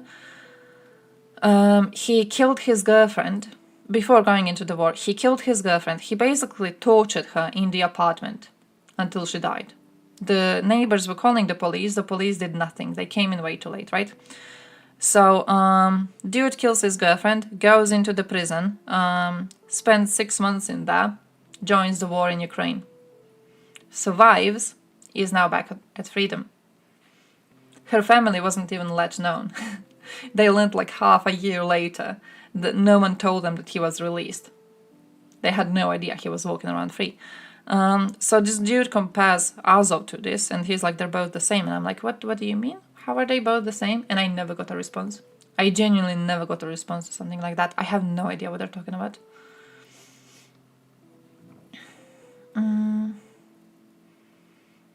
Hospital video was fucking cringe. It's like, look at this proof, there's curtains. Yeah, that too. Oh, we don't know why they would be putting curtains. Unless if they were... It's that video you're talking about, right?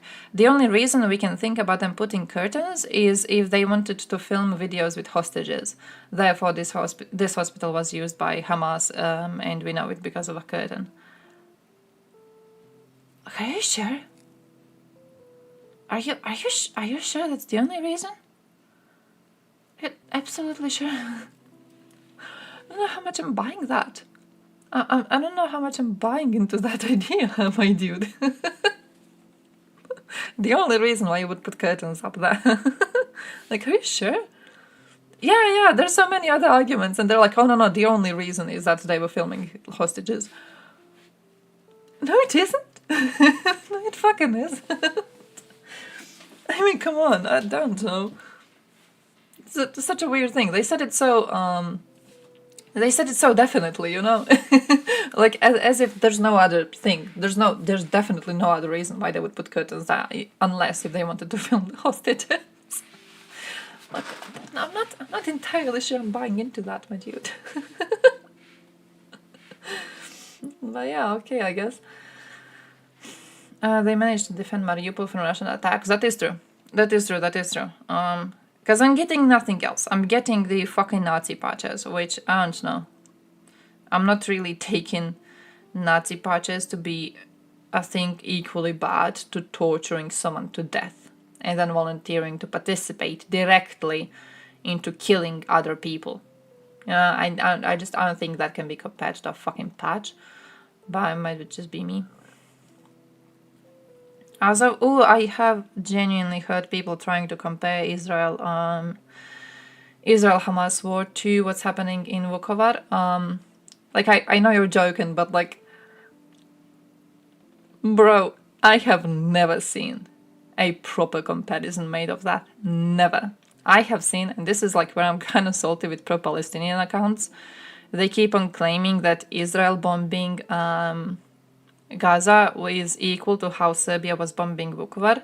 No, I am so against that comparison. They keep on making that comparison. It's not helping them. It is making them be seen as worse people in the eyes of Croats. That comparison should be fucking illegal. I don't know why they keep on doing this. I don't know why they keep on like doing this little thing with oh, see, bombing happened there, bombing happening here. Let's compare two bombing. Let's pretend they are equal. No, my dude, no. Like you're taking a dump on the Palestinian cause in Croatia by doing this. No.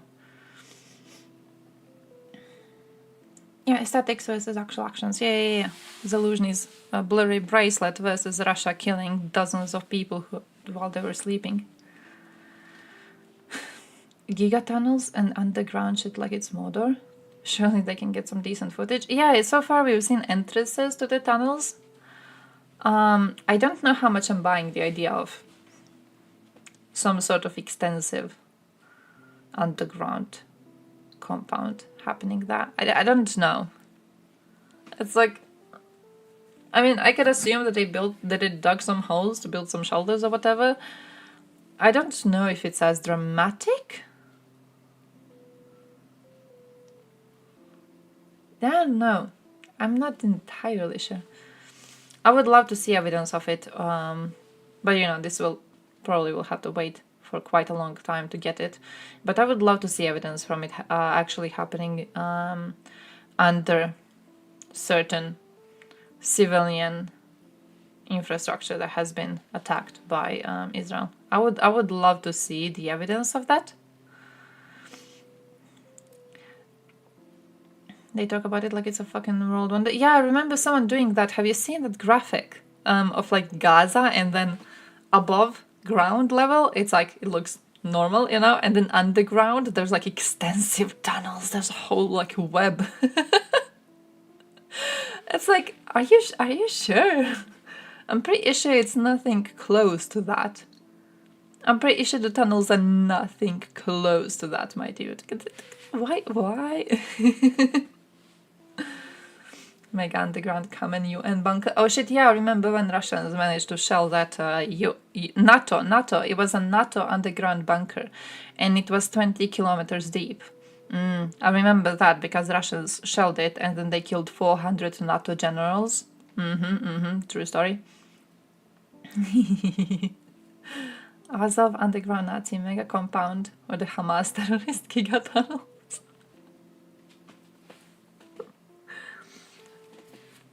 They would never fight each other because Azov just is trying to defend their country and its right to exist. They would never go anywhere. Azov is based. Also had many tunnels and underground bases. Nice. Hamas are digging more tunnels faster than Israelis can bomb them. Dude, I mean, at this point, why even waste effort? It's not like tunnels have proven to be especially efficient. I feel like you're wasting a lot of manpower to build more tunnels that are going to be taken by IDF soon anyways. It's fucking IDF. Just pretend to be a civilian and then try to evacuate with civilians.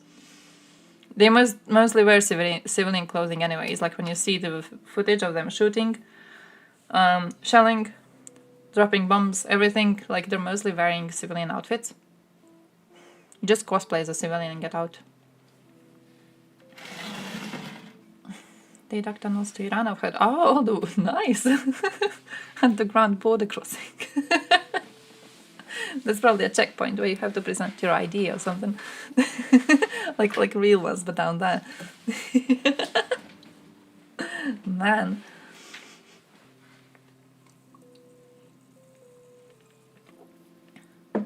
Something less with Opal? Less tunnels? Less tunnels? We were kind of lucky here. Lucky is an interesting word to use.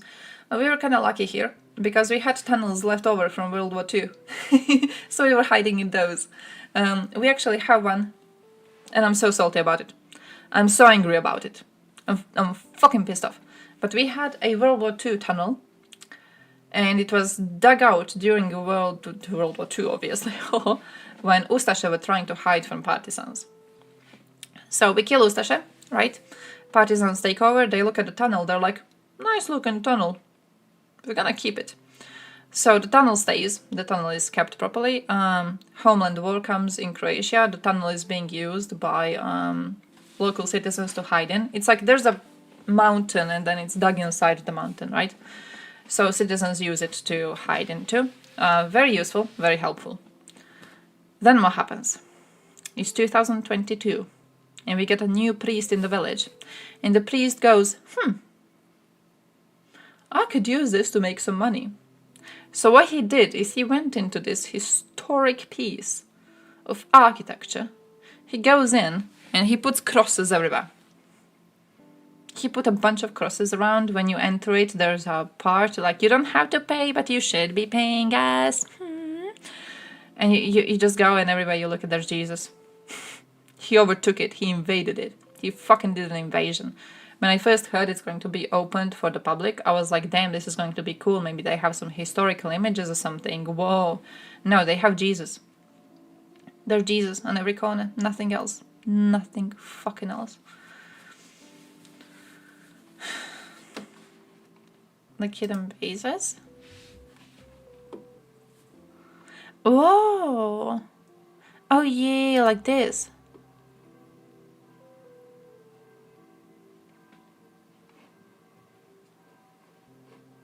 Oh, nice.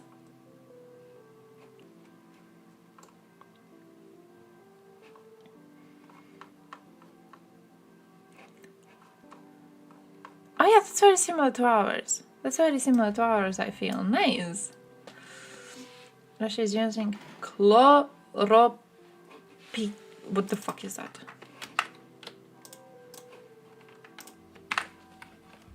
I'm a dumbass. I don't know. I don't know words.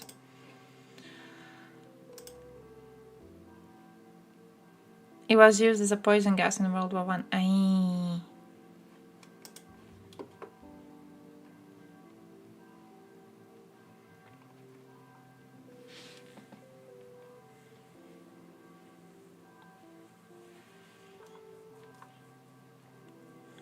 Bro, I like how you go into safety and it's just mentioning USA. It is regulated in USA. It's controlled in USA. That's it. USA, USA, USA.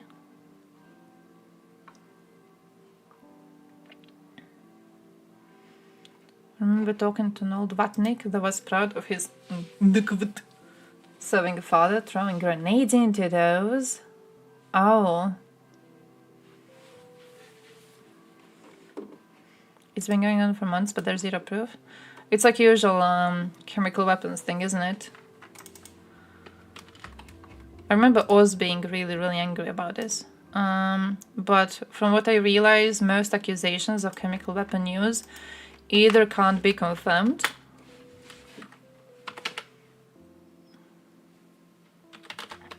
Bakhmut. They either can't be confirmed, or if they are confirmed, it's not actually a war crime. It's just a chemical weapon, but not all chemical weapons are a war crime. No, basically, not all chemicals are banned under the chemical weapon regulation. So yeah, not all of them are a war crime, technically. There's a whole list of what constitutes a chemical weapon, and plenty of these don't fit into the definition. It's easy to identify.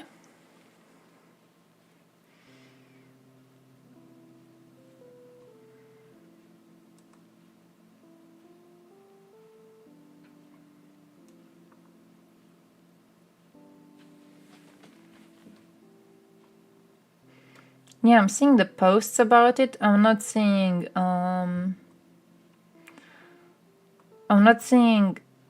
what evidence is submitted.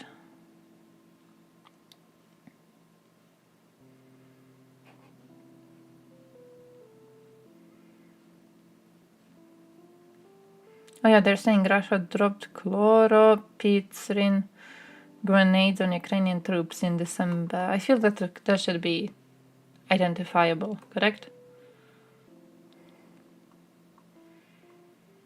I feel that should be possible to identify.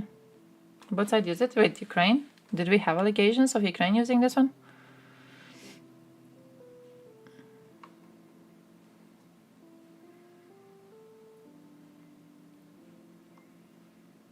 Yeah, back in December, they claimed that they detained a Russian who had grenades on with this in his equipment. Kind of weird that nothing came out of it. One of those situations where, like, you gotta be waiting.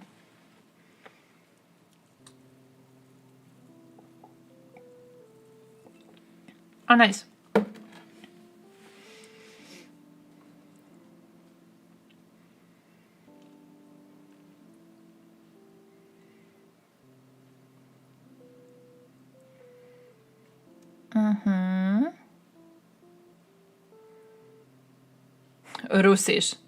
Russisch group posted a photo of UAV reportedly with a chloropyrin grenade. Russisch.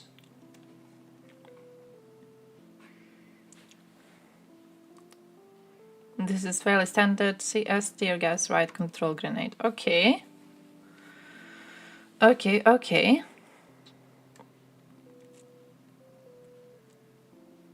There are many similarities in signs and symptoms of exposure.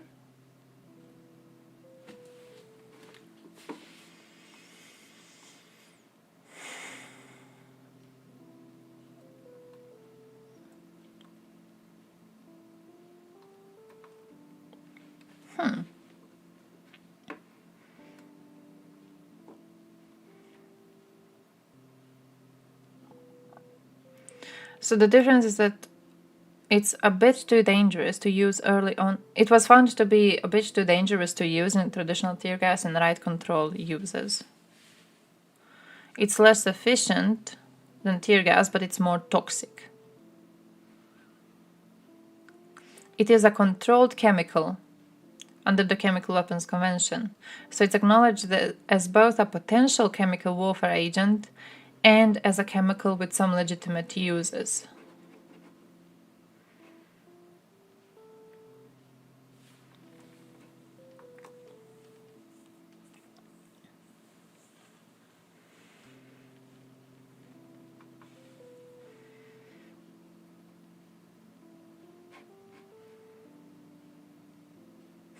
Mistaking a tear gas for something more sinister is one of the reasons that the Chemical Weapons Convention bans tear gas in warfare.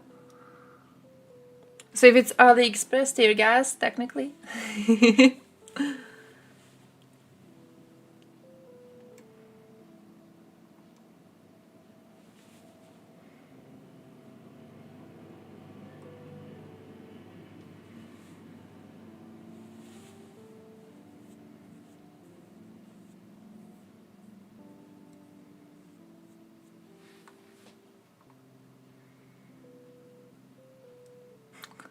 I've also seen some people claim that chloropyrin makes your eyeballs explode. It doesn't. Mask breaker that gas masks respirators cannot defeat. Unless you are wearing a 1916 Italian mask, that is not true.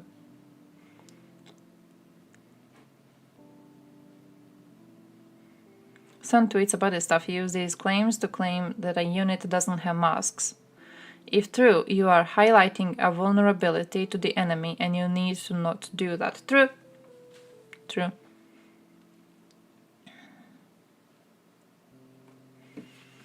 It is a liquid. If used in weapons, there will be both weapon residue and liquid evidence that can be collected and sent up the chain of command.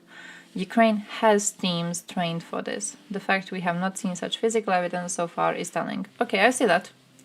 I see that.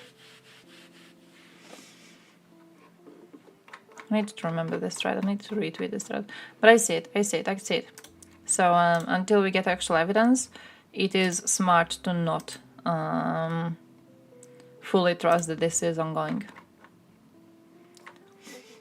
Lithuanians are fucking based. Lithuanians are amazing. Oh, one of the world's leading expats?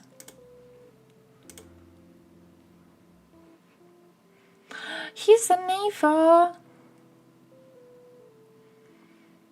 He's one of us.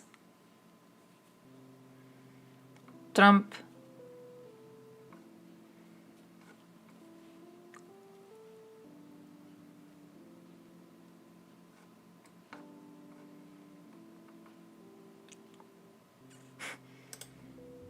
New threads dropped. Israel-Hamas war misinformation. Day 40. Israeli influencer being falsely doxxed as the woman in misleading video of a supposed nurse at Al-Shifa hospital speaking out against Hamas. I spoke to Hannah earlier. She is not the woman in the video. This digitally altered video, viewed 13 million times, falsely claims to show an advertisement in New York in which support Ukraine is replaced by support Israel. No such ad exists. This image falsely claims to show a Palestinian child shot dead by Israeli troops. This was Yemen 2020. Oh, and the kid survived. This tweet, viewed 2.2 million times, claims to show breaking images of Hamas tunnels exposed in Gaza. All 6 images shared in the tweet are old. One is from 2011, 3 are from 2014, 1 is from 2015, and 1 is from 2018. But they are Hamas tunnels.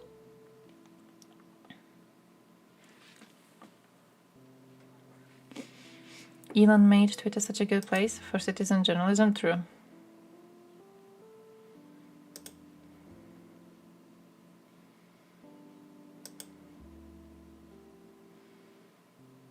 Netanyahu government ignored Hamas tunnel threat. 30 attack tunnels smashed during summer war were not built in a day, bro. Medus, true. Different types of homemade grenades to drop them with drones. When you say to drop them, you mean to drop what? Fucking citizen journalism. My man, I hate to do it. By the way, I have to be leaving soonish. I have to be leaving soonish. I have to be leaving soon. I have to go. Unfortunately, there is no justice in this fucking universe, my dude. Also, save this video. Did someone watch this video? It was shared in Discord, and I keep on watching it during the stream, and I always forget. But it's this one, and it's a bunch of dudes having a conversation about European Union censorship rules.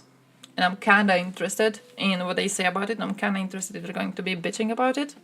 I support European Union demanding that we have better control over what is being posted online. I'm kind of hoping if there's a single site which can get Hinkle and people like him away from social media, it's European Union. Who else? Americans need our market, and I think they might be going okay with having to apply certain regulations in order to achieve profit from European market. Oh, I don't know who that is. I don't know who any of these are. I saw it shared in Discord, and I keep on being like, oh, I should listen to these dudes. But then I turn it on, and it's like 3 dudes. No discrimination against the dudes, okay? But like podcast people. Especially geopolitical podcast people. I don't trust them too much. I don't trust them a lot. And then whenever I start listening to them, I'm like, drain your energy.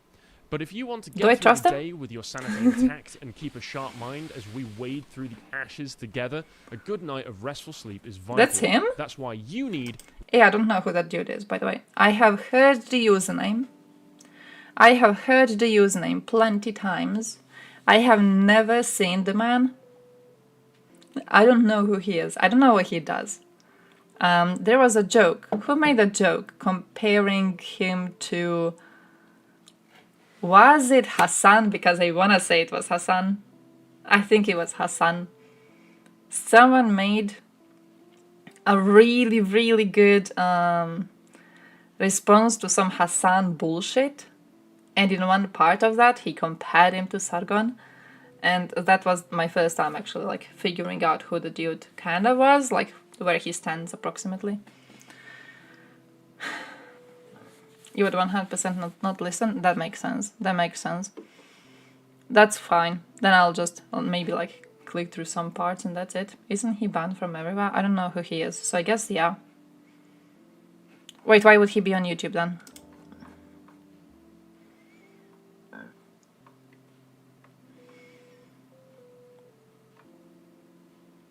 I'm guessing he would make a new account.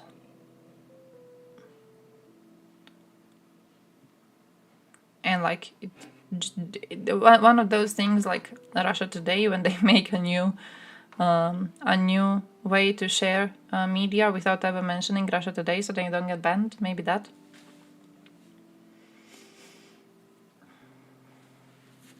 %3 of votes in his own area. Oh, too much, too much. Turning European Union into North Korea was Vicky's endgame. No, I think we have to condemn false news spreading. Like, have you seen what Hinkle is doing? Have you seen what Hinkle is doing? Man denies Assad crimes, takes videos of Assad crimes, claims there are things happening in Gaza. That's intentional. That's intentionally evil. He's not... I don't think man's mistaken.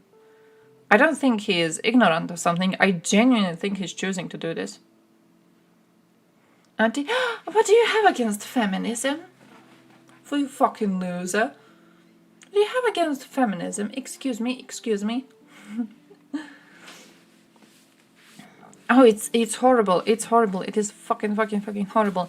And then I look at Syrian people posting, and then it's even more heartbreaking because they keep on being like, bro, what do we even do about this? Like, everyone forgot about us. They're trying so hard to bring people's attention back to Syria. No one really talks about Syria. No one was talking about Syria before. No one's talking about Syria now. But they take images and videos of crimes happening in Syria. They just misrepresent them. It's a horrible shit position to be in. It pisses me off. So, you know, if we can force European Union to somehow force Elon to implement any sort of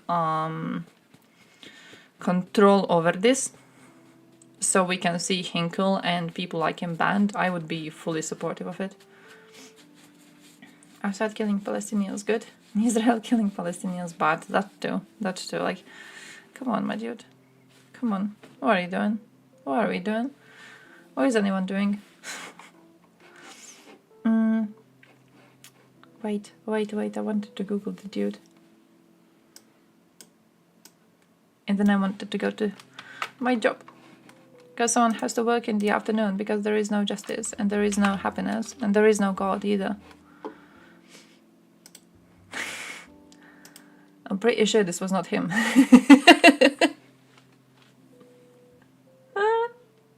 I'm pretty sure.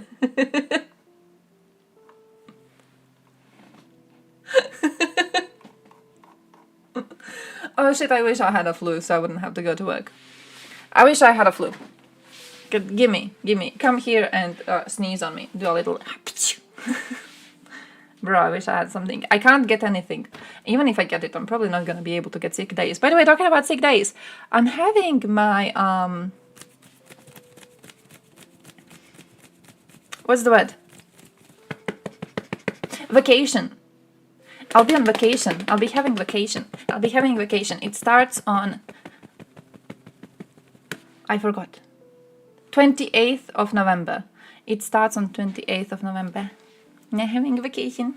I didn't know where I'm going. I didn't know I was gonna get it. I wasn't supposed to get it. Because I'm working for quite a short time. And I thought you have to have like a year or something of work to get a vacation. So we got an email recently. And the boss is like, oh yeah, everyone else, like all the other workers are getting their 1 week of vacation. But like Vicky has been working here too for 6 months now. So she also needs to get a vacation. You have to give her a vacation.